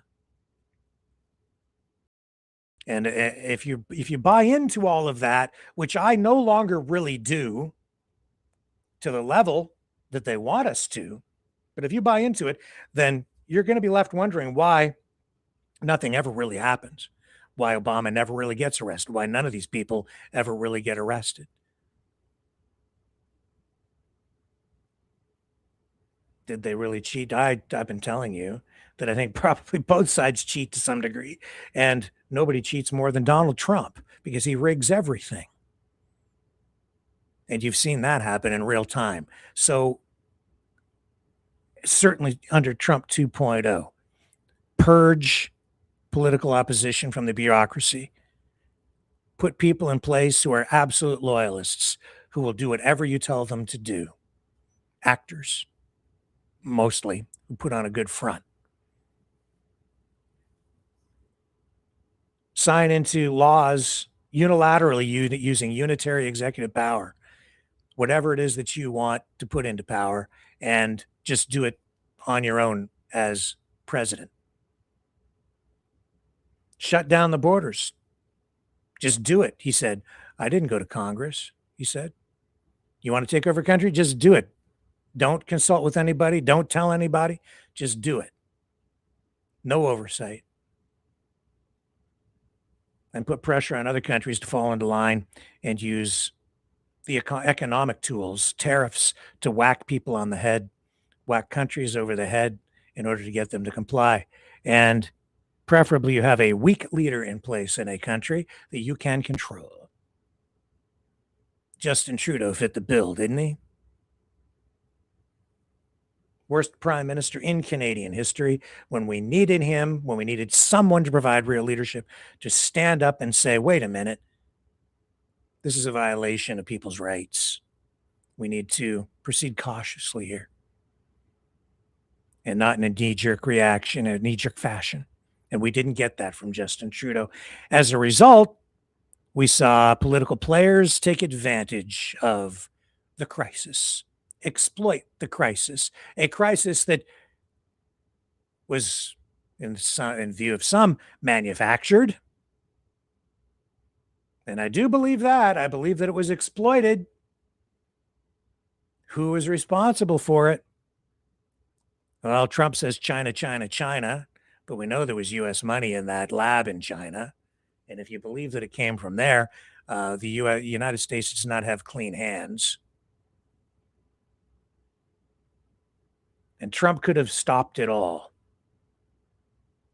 right from the very beginning with the stroke of a pen, but never did. Left said he had to leave it up to the states to deal with it. And so, yes, we did see in some states more freedom than in some other states. Certainly in places like Florida and Texas, the mandates or the lockdowns were far less restrictive than they were in places like Massachusetts or California or in any place across Canada. And the reason we got that here is because Canada was complying, falling into line, aligning our policies with what was going on in the United States. And part of that is because we are so reliant economically on the US that we do what happens down there. They set the trend, they set the standard, they set the bar, and we fall into line. Because our supply chains are integrated, everything is integrated. If you're a trucker, you're crossing the border, you have to deal with those regulations on both sides of the border. But it was Canada that absorbed all of the abuse over that. Certainly during the Freedom Convoy, did you hear anybody talking about the mandates on the US side and how even if the Canadian government had complied with the demands of the Freedom Convoy at the time, the truckers would still have to deal with the US mandates? Nope. Never heard about it. Because it was all the Canadian government's fault. Then I'm hearing that same kind of reverse upside down logic coming, especially, I'm sorry to say it, but from conservative streamers who just keep on blaming Canada, blame Canada, blame Canada for the problems that are being imposed on our country right now by the orange man in the White House. And I'm going to come back to orange at the end of the broadcast. Canada's under attack. This is, make no mistake, a fifth generation warfare tactic being used to take over the country. Certainly to break it up, divide and conquer. That's the strategy for Canada. That's what the separatist movement out in Alberta is all about. It's not about Trump loving us. Jamil Jivani going to Washington to meet with his best bud, J.D. Vance, is no accident. In fact, I'm sitting here tonight thinking, I don't think it's an accident that Jamil Jivani, a best bud of J.D. Vance, wound up running for a seat in Parliament. There he is. Elected? Maybe. Certainly selected. And now doing the bidding of the Trump administration, going down there for this meeting, which even many conservatives are scratching their heads over, wondering, why the hell is this guy going down there? Who does he represent? He really doesn't have any authority. I guess he can go because we're not an authoritarian regime. And as a sitting member of parliament, he can go down there and I guess represent his constituents from his local riding. He's free to do that because he is an elected member of parliament, but he doesn't have the authority to negotiate any kind of a broad, comprehensive trade deal. So he comes back, and what does he bring back? Well, he brings back a message which he posts on social media saying, Donald Trump wants you to know that he loves Canadians. He loves you. Bunk. Just that message alone tells me the opposite, because this is oppositeville. It's the opposite upside down time with a fascistic regime in the White House that is imposing its will on its neighboring countries as it tries to take them over. Mexico, Canada, both of us. But he loves us. That's the kind of propaganda that is fed to the population right before you're taken over, saying you're oppressive, commie government. We're going to come and liberate you. We love you. I'll have much more to say about it later. I filled in some blanks there for you. We're going to come up there and liberate you from your commie, fascistic, authoritarian, oppressive, drug-dealing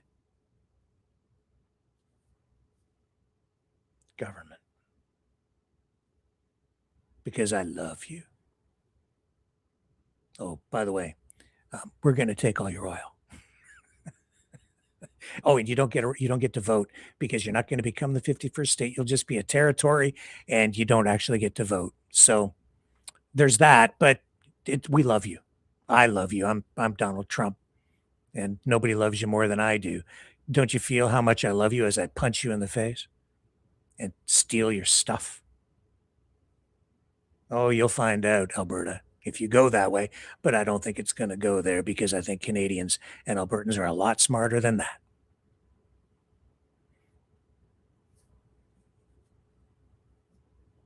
You're going to see it play out all around the world. There are two Americas tonight.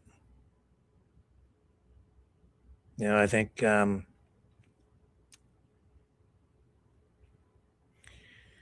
the former national security advisor for Joe Biden was on CTV today or yesterday saying that it's not a foregone conclusion, I'm paraphrasing,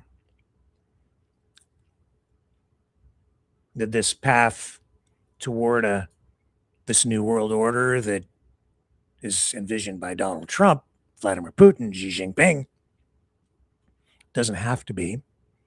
Mark Carney, Canada, has offered an alternative path forward. Will that come to pass? I don't know. Trump may well indeed be playing 4D chess because he is forcing Canada's hand, saying on the one hand, oh, Mark Carney should do a deal with China. That's what I'd do.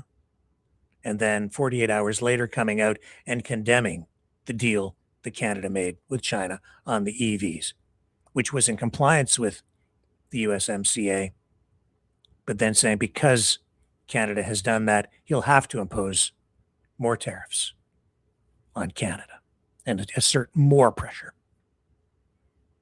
because he pushed Canada toward China. I've often said that Trump's policies are actually more pro-China than anyone would realize, even as Trump sits there and expresses concern, dismay, horror over China. China's so evil. China's a big problem. We have to oppose China. That's why we're going to sell these high-end computer chips to China that Joe Biden said we couldn't do because it was a national security threat, because China would use them to accelerate artificial intelligence research, and that would be in direct competition with the U.S., and the United States might lose its position of dominance in that area, which is going to be so important moving forward. In fact, we've seen how disruptive AI can be just within the last 3 days, as news came out that AI, I think it's Anthropics was the company. Don't quote me on that, but I think it was Anthropics that revealed that their AI models can now analyze data effectively, more efficiently than human beings. As a result, you saw $1 trillion worth of stocks wiped away in a matter of a couple of days as the market crashed again. Why? Because the companies that provide data analytics on a variety of fronts and make a lot of money doing that, providing data analytics to big companies, including financial firms, predicting even what's going to happen in the markets, their very future is now at risk. Those people may well lose their jobs. Those people may end up on unemployment lines, job lines, or maybe living in tents. The brightest of the bright, the richest of the rich, a rung below the billionaire class, but the very affluent white collar groups. So those companies, their stock prices wiped out, recovering a little bit. We've seen stocks rebound a bit, but it's also taken a huge chunk out of the cryptocurrency market over the past couple of days. Down, it already collapsed from a high there earlier over the past 1 year period, from about 120,000 US down to about 75. And tonight, I think it's sitting around 69,000 US. It plunged yesterday to a low of around 60,000 US. Very volatile. And it's all the result of that one announcement on the AI front. And yet Trump gave the green light to sell those chips to China, while threatening Canada with more sanctions, more tariffs because of the 49,000 vehicle EV deal that was done to save the canola farmers in Western Canada. So yeah, it could be 4D, yes. But Carney doing what he can do, I think, in the face of all that. And I have to wonder what the true motivations are behind this Conservative Party when all they do is blame Canada and previous Canadian governments even for decisions that have been made that, honestly, if you really want to look at previous decisions of Canadian governments that have left Canada vulnerable in this regard, it's because every decision that has been made in the past on the economic front has been based on our relationship, our dependence on the U.S., because we never thought that we would be in this kind of position where our greatest trading partner, our greatest ally, our friends, our relatives, our sibling nation would become our greatest threat. So yeah, it's true, but you can't blame Canada or any previous government, liberal or conservative, for what is going on right now.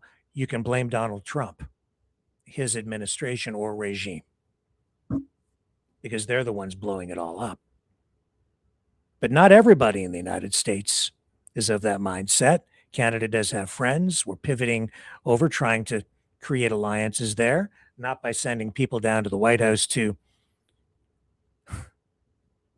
bend the knee to J.D. Vance, but with governors in some states and other politicians who are, I think, a little more enlightened on the economic front, understanding that cooperation and working together facilitates more growth and mutual prosperity rather than a zero-sum win-lose game, which doesn't benefit the people. It only benefits the guy in the White House because he is given all the power, which again circles back and shows that what we're dealing with is a authoritarian government down there. Because he's the president. He doesn't sit in parliament every day. Like our prime minister, who at the end of the day only gets one vote. When it comes time to vote for a piece of legislation, he has other powers, but one vote.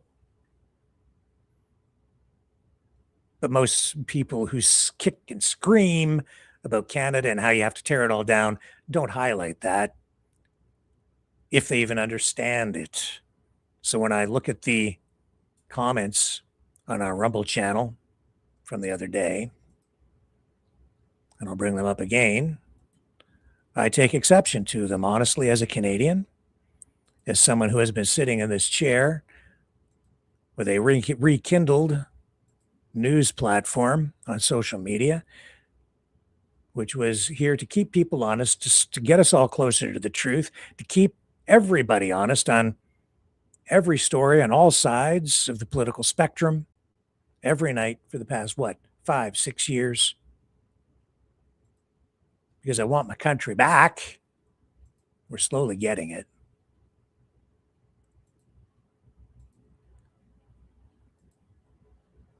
And what were the comments? Oh, yeah. Canada is a national socialist fascist dictatorship. This is not an opinion or name calling. It's a statement of fact. It's objectively true. By definition, look at COVID. Well, if it was a dictatorship, if it is a dictatorship and we're looking at COVID, then where is Justin Trudeau today? It's quite easy to just prove what you've said is not really true. I understand the frustration. There's validity to it. You have valid perspective, but you're not really right. And what you're peddling, Rusty Wiener, whoever you are, is kind of dangerous, because we need Canada now more than ever. And we are slowly getting it back. Some of us are fighting for that. And the path to freedom, a restoration of freedom, is much quicker and much easier if, as you take a conservative approach, which is to preserve all of the good things that created a great country to begin with and fix the things that are broken. Fix the things that are broken. Canada is a great country. It's not a fascist country. And I don't like it when I see people putting swastikas on the flag, on the Canadian flag, because it's not true. We have elements of fascism among us, as they do in the United States, except in the United States, it's more amplified. In the United States, it has taken hold in a horrific way that I never honestly ever believed, never saw it coming, because I never believed it would ever happen after what happened in World War II. And that wasn't that long ago. And people should remember, but they have forgotten, because we have a whole new generation out there that hasn't learned its history, that doesn't understand. And they're falling into this trap. Justin Trudeau fell into the trap. He bent the knee. He complied. He just did what everybody else, all the other world leaders were doing, thinking that there would be safety in numbers, I guess. But in the end, it did cost him his job, because we're not a dictatorship.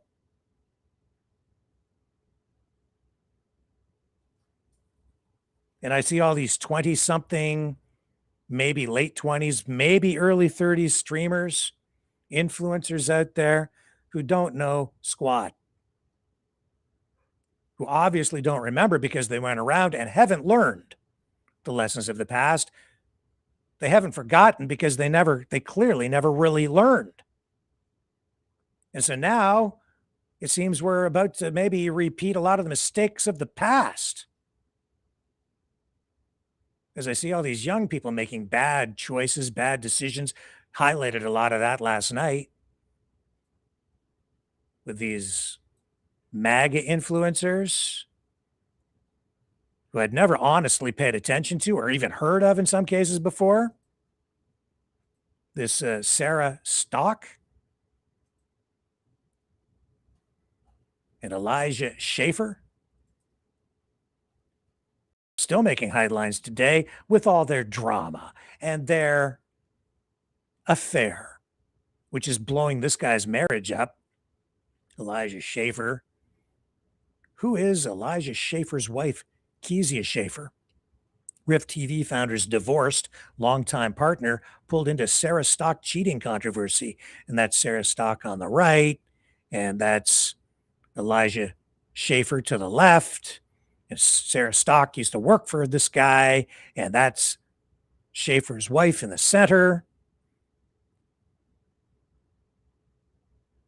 Interesting.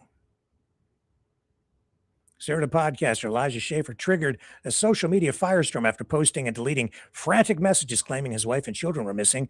Drugs had been planted in his home and federal agents were targeting him. Hours later, he changed tone and told followers he was divorced and emotionally struggling.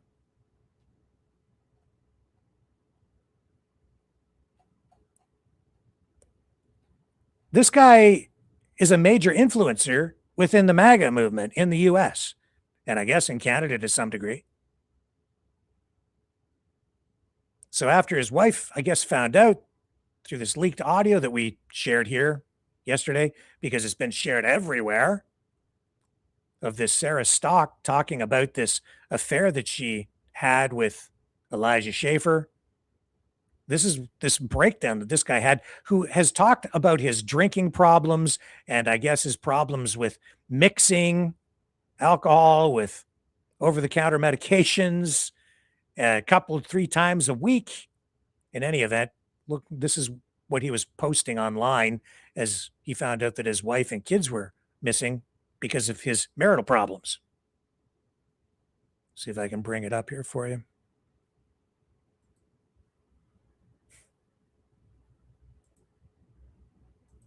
Yeah, let's get the audio up. Here we go. Got to bring it up on another tab. And I have an update with regard to all of this tonight.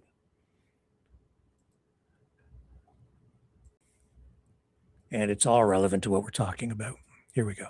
No one believes me that my life doesn't make any sense right now, but this is the way back to my hotel room, and it doesn't make any sense. I now have to leave my hotel room because of a flood. This is very weird. But what's going on here, okay? It's very bizarre. So there's some, I guess, some water moving here. Okay, cool. Won't walk in that. My feet are wet. And then we got some flooding, I guess. Okay, it's falling on me. But what even is going on, right? There's a thing, okay? At least I can like take a seat and actually rest. But then I have some what? Some Diet Dr. Pepper? No one believes me that my life doesn't make any sense right now. Just all freaking weird. I'm going to take a little break, come back. I've got more. It kind of gets even weirder. I'll be right back.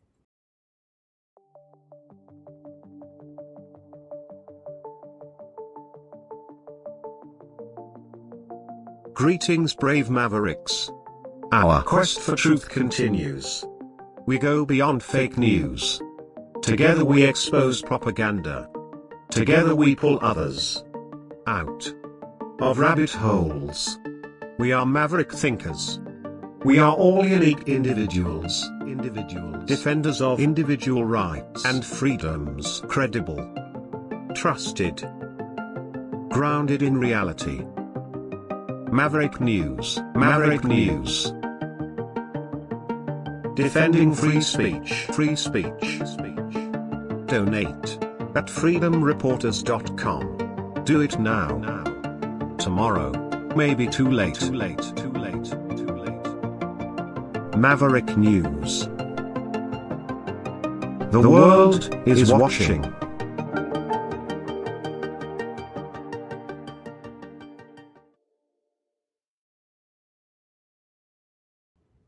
So a lot of this drama among the MAGA influencers is the result of Milo Yiannopoulos, who's also a MAGA influencer, gay though, publicizing a lot of this, and through I guess, investigative work or material being sent to him, he started posting a lot of this leaked material. And he's kind of got the most up-to-date stuff when you go through and look, not from just Elijah Shaffer, who seems to have been having some breakdown, but also from about Sarah Stock, who later, as a married person, became Sarah Setker. Sarah Stock reportedly steps away from politics forever after Elijah Shaffer cheating scandal shatters her trad wife Catholic identity. So as I've been talking about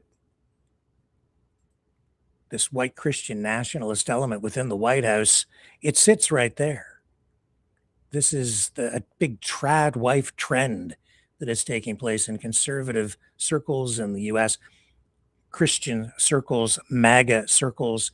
It's really taken hold over the last few years, I guess. And she was putting herself out there as a trad wife advocate who is now being called out for hypocrisy.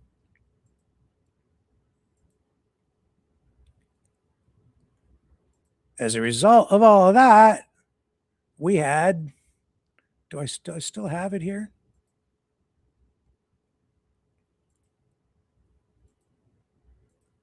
I don't know if I've got the clip that I wanted to share with you.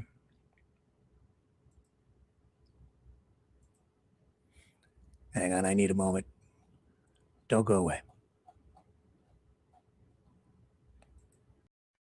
Brightleaf Innovations is excited to offer our newest investment opportunity, the Turn Easy Bed Storage Solution. Turns with a touch, spins all the way around. Every little thing you need is easy to be found.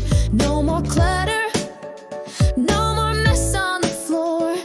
Just spin it, reach it, you don't search anymore. Turn Easy Bed, spin your world around. Storage made simple, the best you found. Shelves your way, keep the mess away. Charge it, store it, night or day.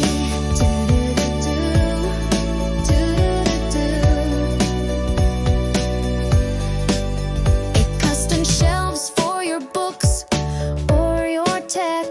Cozy space for your treasures to protect.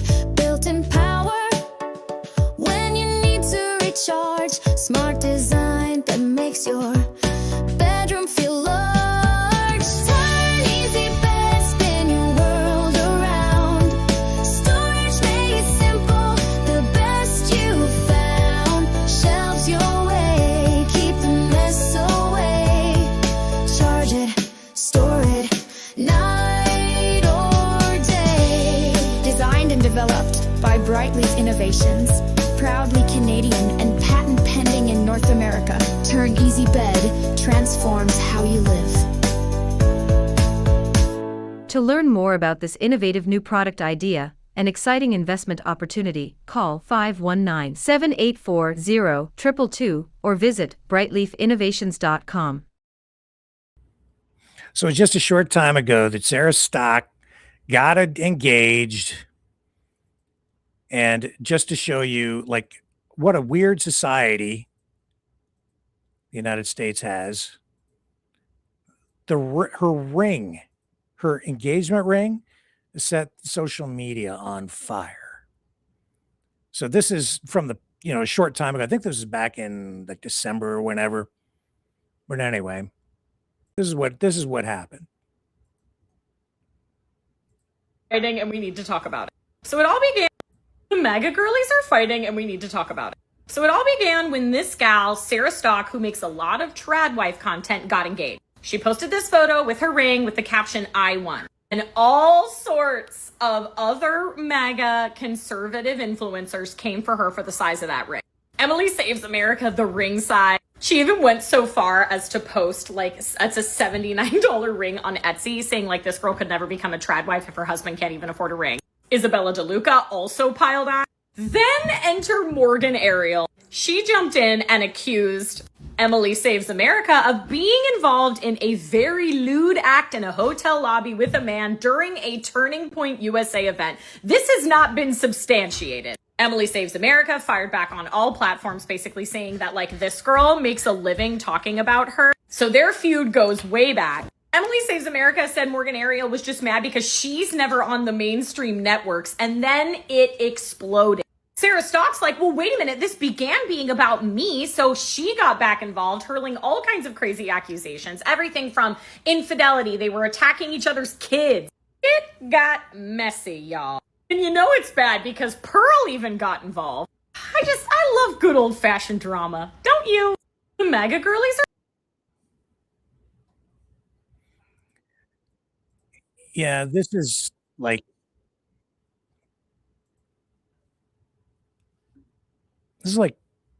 flea market class trash. That's what we have right now with Donald Trump and this whole movement. And Sarah Stock says the leader of the movement is Nick Fuentes. Well, what is Nick Fuentes? Bill Maher says he's basically Hitler. He says Trump's not Hitler. He's von Hindenburg. Nick Fuentes, he says, is Hitler. And Sarah Stock says Nick Fuentes is the leader of the movement. This kind of talk, I just say to you, this generation, this current crop of people, they haven't forgotten the past. They never learned about it, not properly. That's why it's, they're too young to remember or even have any links in real terms to the past, even back to World War II, as recently as that. So we're in a heap of trouble. And that's, the ring size is the thing they're most concerned about. And all the gossip and the salacious sex scandals and the who's sleeping with who and the hypocrisy. And as a result of all that, we're seeing reports that Sarah Stock is now stepping away from politics forever, which I seriously doubt, after the Elijah Schaffer cheating scandal shatters her trad wife Catholic identity. Maybe it's because we've reported on it here on Maverick News, or maybe because a lot of people have been reporting on it. I highlight it because I just think it's so absurd. Sarah Stock has reportedly stepped away from politics and public life after leaked allegations tied her to Elijah Schaffer. Her sudden ex-deletion, because she took her whole account down, and insider claims have fueled speculation that the conservative influencer is done for good, leaving followers debating hypocrisy, accountability, and the followed inside right-wing circles. Valid conversations, I suppose, but it's drama. It might also be part of the fifth generation war, the info war, because what I've also learned is that a lot of times this kind of drama is exactly that. It's all theater, where there may be some truth to it, but they use it to generate clicks, to keep viewers engaged, because it's the controversy, it's the fighting that keeps people coming back for more. So they use it.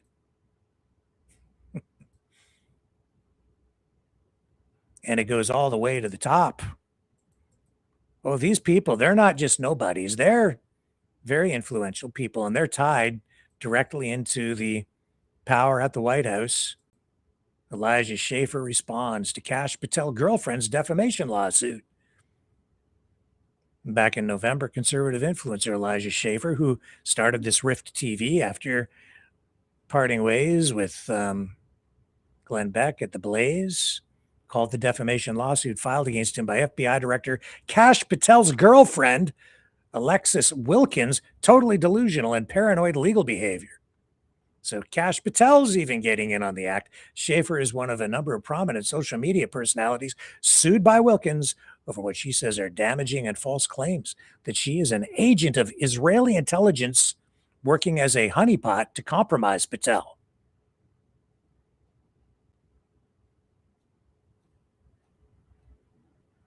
Well, it does get spicy, doesn't it?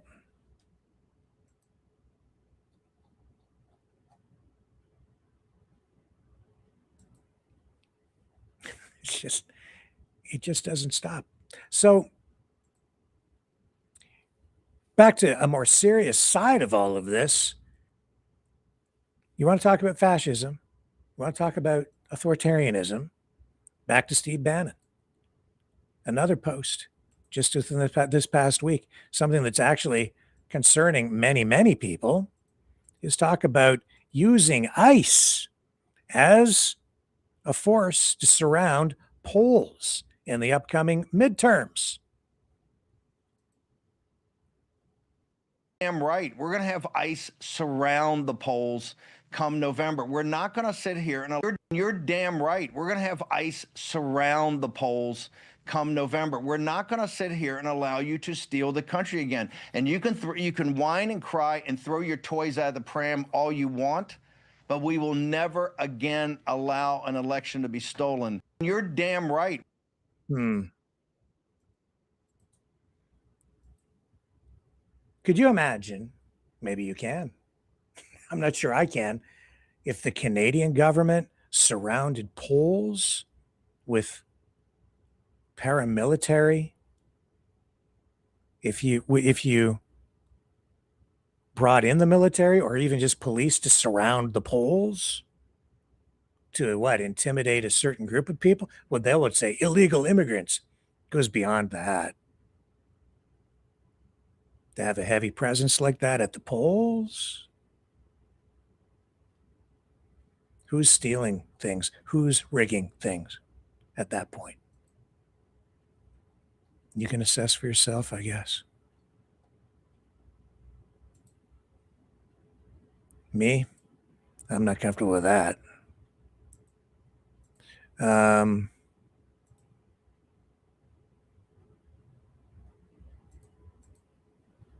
there's the account of that Sarah Stock, just to show you, deleted. Social media. If the computer will actually cooperate. There it is. There it is. Sarah Setka, that's her married name. No signs at this point that she's getting a divorce. This newlywed trad wife.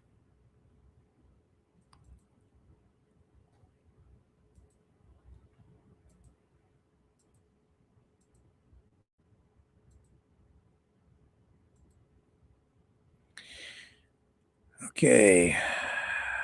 Got to let the computer catch up. So where do we go from here, folks, tonight? I still stand by my statement that Canada is not a fascist country. I think that's an insult largely to our veterans, those who came before us, those who fought against fascism, Nazism during World War II, those who have served our country, those who built the country.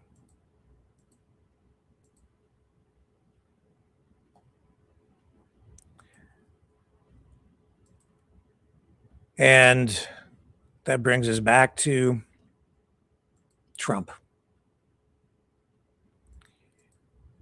And as we kind of close things off, we talked a little bit about racism, authoritarianism, and what did we see? I've been talking too about this movement, this conservative movement, both in Canada and the United States, adopting this slogan, if you will, of being unapologetic.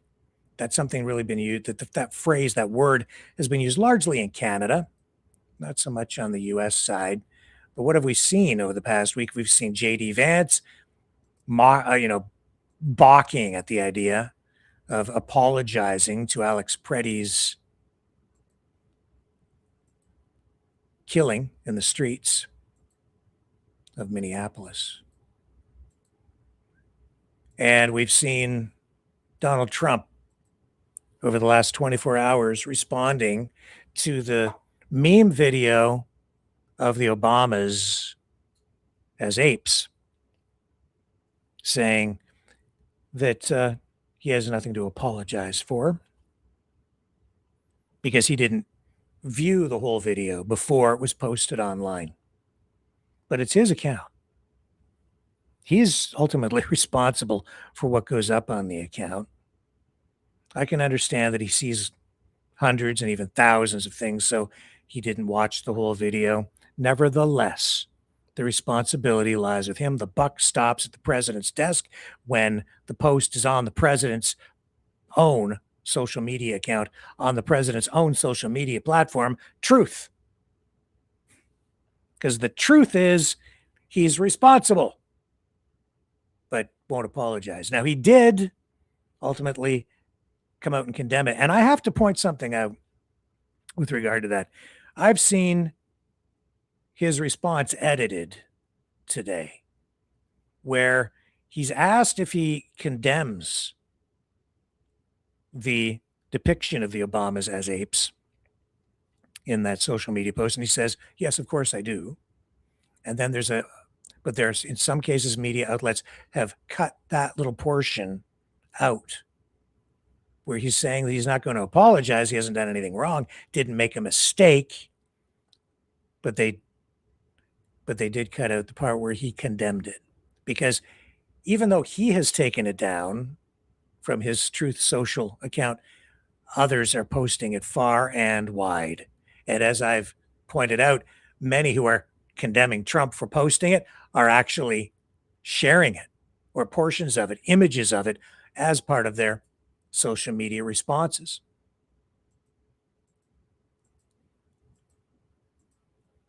So tonight, let me see if I've got, I think I do.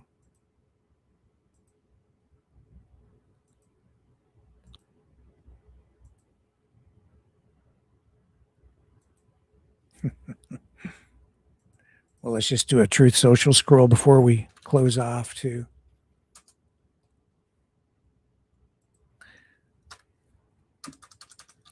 My question is, I created a video, a song, Orange Orangutan, and that depicts Donald Trump as an orangutan. My question is that racist? Because Don Lemon says that shouldn't be depicting anyone as apes. So then I was like, I don't know. I don't think that it was racist for me to create that song, Orange Orangutan, showing Donald Trump as an orangutan. Because it depends on the context, right? There's not much on Truth Social tonight. I'll show you. We'll do a quick scroll. Since the Trumpster is always dominating the news. So there's Obama as a clown. That's not racist. Tariffs work to destroy everything, yes.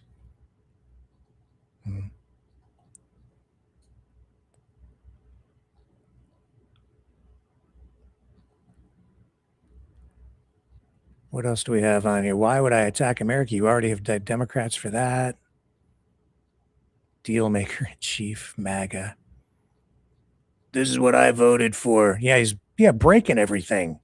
You want to destroy? I don't think so. You don't want to break everything. You want to fix the broken things. That's not conservatism. Anyway, see, not a lot of new stuff.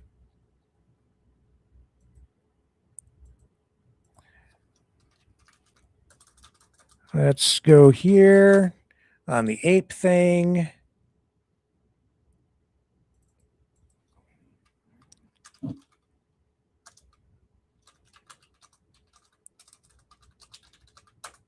Bill Maher weighing in on this stuff.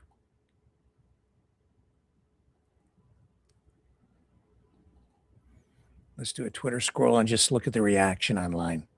And if the video pops up, I apologize. It's not my intention to share it, to give it more mileage. But some of these people are sharing it. There it is. Al Sharpton.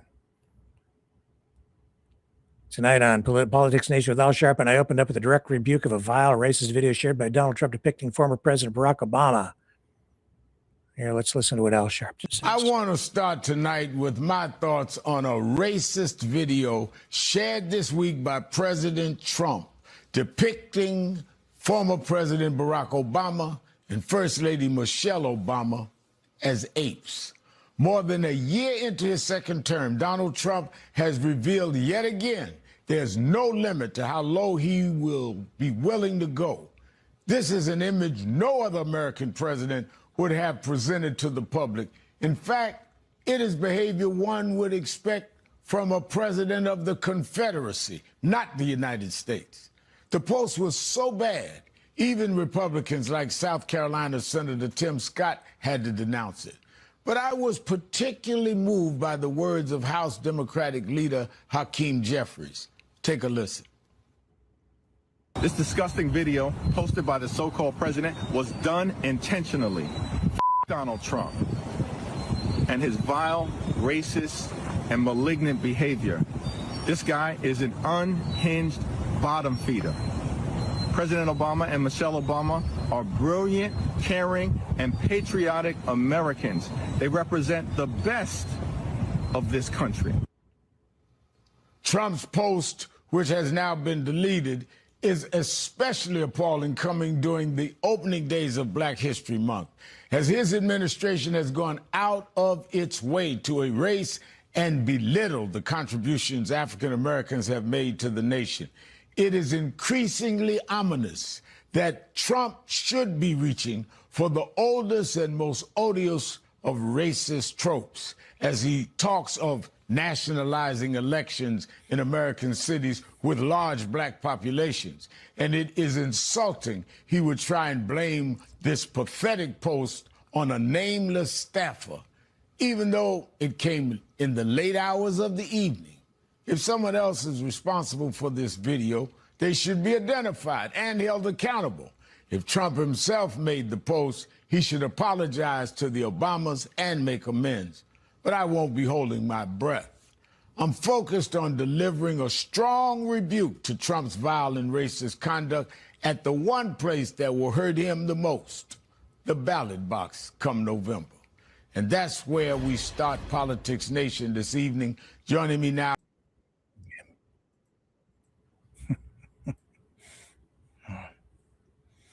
Pretty nasty out there. So, let's ask Grok a question to close things off tonight.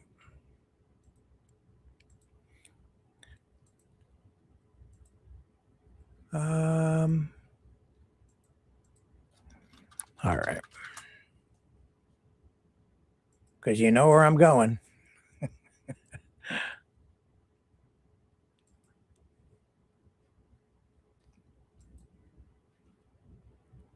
Okay. I'll ask you guys, do you think the Orange Orangutan song is racist? And is it okay to run it? I'll ask you guys, you chime in the chat there. I'm looking. Can I run Orange Orangutan? Am I a racist for depicting Donald Trump as an orange orangutan? Let's ask Grok while you guys put your answers into the chat. There's a bit of a delay. They're not racist. Don't teach this. Funny as heck. Yeah, I don't think it's racist either. But you put your comments in there, and I'm going to ask Grok. I think Grok is actually fairly balanced and unbiased. Not all of the AI systems are, as I've been experimenting with a few of them. Hey, Grok, are you ready to rock? I have a super important question for you, my dude. Hell yeah, I'm locked, loaded, and ready to rock. Hit me with that super important question, my dude. Let's go. What's on your mind? Well, Grok, I made a music video about Donald Trump. It's called The Orange Orangutan. And it depicts the Prez as a high swinging, heavy handed El Presidente who is orange. But I need to know, my dude, is it racist for me to have done this? Is it racist to show Trump in this way? Or is it fair political targeting?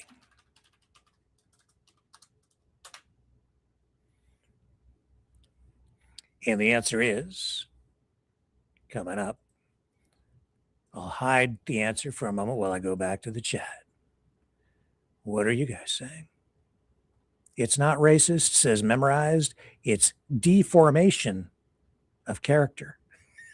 Deformation? Or my face in the middle of a white lily since I'm white. Would that be racist? I don't know.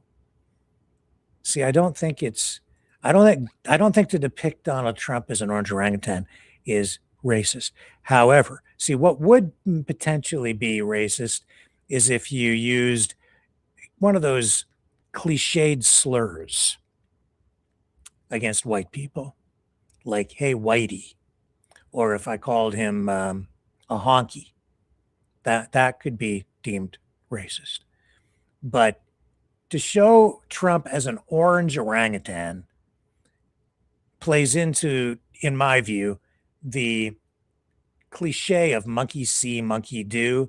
And then I'm saying that basically Vladimir Putin has a hold on Donald Trump, sway over Donald Trump. If you listen to the lyrics of the song, that's why he's like mimicking what Putin does, what other dictators do. That's the sort of the point largely of the song, monkey see, monkey do. And he has all this power and he swings through the world with a heavy hand as a dictator.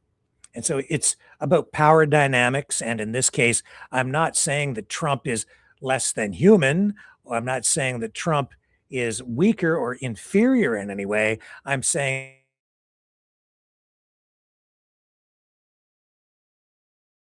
actually mimicking what other dictators are doing, and that he has so much power that he's actually dangerous.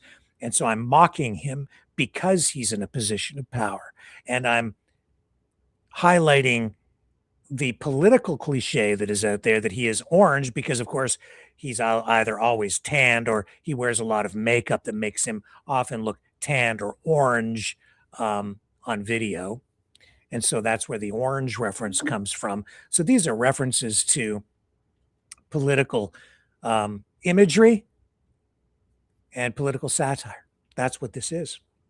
So I don't think that it is racist at all. And certainly because he's white, it's not normal or it's not a cliche to depict him as an ape or an orangutan, which or a monkey, which is something that was often done to black people in the past. And so that is something that has become known as a trope, a racist trope. And that's why it's racist to depict the Obamas as apes, because it's obviously playing right into that. It's a direct nod to that. And again, I think Trump does have responsibility here. He should have maybe not come out and said, well, I think he would get more mileage from voters largely if he would just come out and accept responsibility for things and just say, well, I'm sorry that this happened. I didn't intend for it to happen. It wasn't intentional on my part at all. I do apologize, and we've taken it down. To me, that's the right thing to do. But I also understand that in today's political environment, there is no forgiveness. And if you do apologize, it's like going to court. It's like, and then it becomes an admission of guilt. And then you get clipped and they use that against you. And so political discourse is largely not happening in a civil way anymore. And you can see that online in chat rooms across social media where everybody's attacking everyone all the time. Nobody's interested in having real conversations. We're going to have a larger conversation about that on this channel in the nights ahead. But so I get it, but he's still the president. He's only there for this term. I don't think it would kill him to just do the right thing once in a while. I think America would be better off and less polarized if he were to do that. And the same thing goes for J.D. Vance, even though he still has his eyes or his sights set on the presidency and many more years in the White House, I think. So in my view, no, I don't think that it is a racist thing. Anybody else weigh in on this yet? Maureen says, Rick, you're not the president. Trump is, and he should know better. Childish is what he is. Yeah, I think so. I think that's very true too. And the thing is, I'm not so sure that it was accidental because he hates Obama. They have this really deep rivalry. I mean, he really hates Obama. Obama is one of the main reasons he ran for president. You've seen the speech that Obama gave in New York City, where he mocks Donald Trump while he sits in the audience. And some people believe that it was at that moment that Trump became determined to run for office. And then he did. When Obama was mocking him, I think he was saying like Trump would never become president. And then he did. And now we're here. But you see, I don't think it was necessarily unintentional because what's happened is that even though Trump took it down, now it's everywhere. It doesn't even matter if he leaves it up or takes it down. It's everywhere now. That's why he should apologize. Because by doing that, by you allowing it to get onto his platform, it gets picked up, amplified, reposted, reused. And then even the people who condemn Trump for doing it give it more mileage by talking about it. We're giving it more mileage here. And then the images get out. And as Bill Maher said, he wasn't going to run it because he didn't want to give it oxygen, but that's all it has now is oxygen. A lot of air, and now it's in the air. It's everywhere. It's floating around out there. And there are other memes that have been created as a result. I'm seeing other people creating new ones, additional ones. So it's just as a result of his action, allowing it through carelessness even to find its way onto his platform. It's everywhere, and it normalizes it, and it just makes the whole problem with racism in the United States and around the world, and including Canada, that much worse tonight. And here we are talking about it as well. But I guess it's a conversation we have to have because the president has failed, again, to provide proper leadership, in my view. So what does Grok say about it? Short answer, probably not. In the strict sense of the word, racism typically involves prejudice, discrimination, or antagonism directed against someone based on their race or ethnicity, often with a power dynamic or historical context amplifying it. Here's why your depiction likely doesn't cross that line. The orange angle, this is a clear nod to Trump's well-known tanned or spray-tanned complexion, which has been memed and mocked endlessly in pop culture, late night shows, and online. It's more about his personal aesthetic choices than his race. That's right. he's white, Caucasian. Mocking someone's skin tone can be seen as body shaming or rude, but it's not inherently racist unless it's tied to racial stereotypes. For example, if this were aimed at someone from a marginalized racial group where skin color has been historically weaponized, it'd be a different story. Here, it's just poking at a public figure's signature look. That's why I did it. That's exactly why I did it, because that's his signature look. The orange orangutan comparison. Comparing people to apes or animals can absolutely be racist. History is full of ugly examples where that's being used to dehumanize black people, indigenous folks, or other groups. But context is king. Trump isn't from one of those groups. He's a white guy. And the orangutan bit seems like a puny tie-in to his orange hue. Orangutans have reddish-orange fur, plus maybe his bombastic style, high-swinging, heavy-handed. That's exactly right. That's why I did it. Those are the words I chose. It's more caricature than a racial slur. Think of how politicians like George W. Bush got called chimp in cartoons, or how other leaders get animalized in satire. It's often Trump's persona and politics, not his whiteness. Yeah. Is it fair political targeting? Absolutely, yeah. This falls squarely into political satire territory, which is a time-honored tradition and protected under free speech in places like the U.S. and Canada, because we're not a fascist dictatorship Nazi country. Not yet, anyway. Could happen. Better be careful. Choose wisely. Starts with you. Politicians, especially presidents, are fair game for exaggeration and ridicule. Satire's role, from Saturday Night Live sketches to editorial cartoons mocking leaders' appearances, mannerisms, or policies, is how we hold power accountable and blow off steam. Your El Presidente vibe seems to critique his authoritarian style or heavy-handed decisions, which is classic political commentary.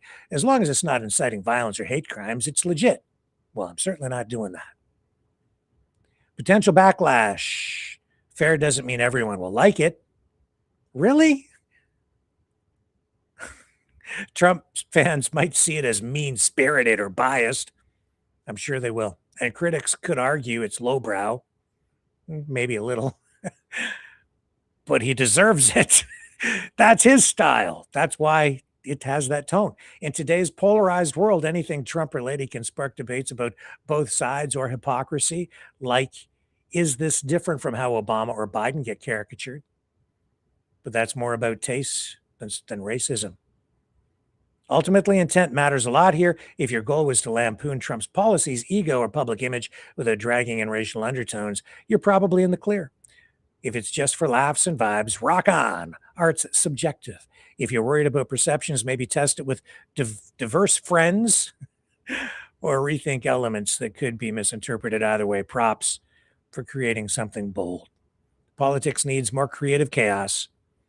What's the vibe of the video? Upbeat funk rap battle or what?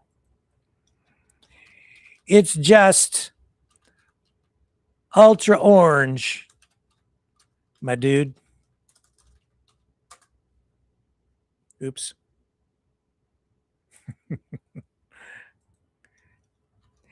Anyway, thanks, Grok. You really rock. Hell yeah, my dude. Thanks for the love. Means a lot. You keep rocking that creative energy. Drop the orange orangutan video whenever you're ready. And if you ever want a second pair of eyes on it, vibe check, roast level, or just straight up hype, I'm right here. Go make some noise. Catch you on the flip side. Hey. Catch you on the flip side. How do you like that? We're gaining some ground out there.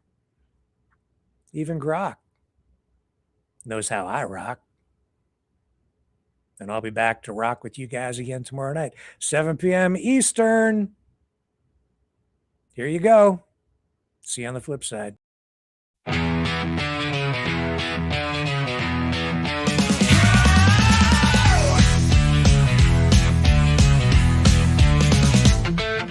Monkey see, monkey do. Vladimir Putin's making a fool out of you. Once a deal maker, now just a shouter. Used to shake hands, now it's all about power. You turn your back on your friends and your allies too. You you betrayed the spirit of the red, white, and blue.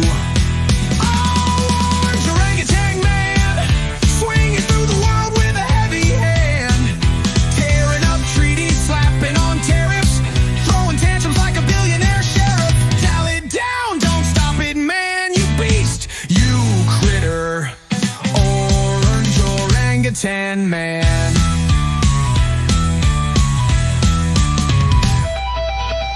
Donald Trump 1.0 had a plan. Now Donald J. Trump 2.0's a wrecking man. Used to make deals, now you just sneer, ruling through fear, grinning ear to ear. Canada's not for sale, Greenland ain't yours. Gaza's not a playground, quit making wars. Bluffing and puffing with a wig on tight, acting like a boss but you lost the fight. The art of the deal, man, that ship sunk. Now it's all about rage and a nuclear funk.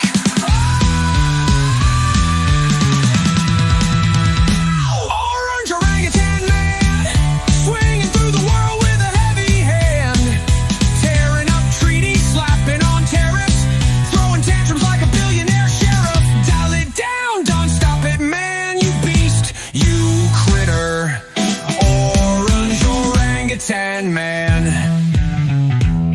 You're fired. No, you're just bananas.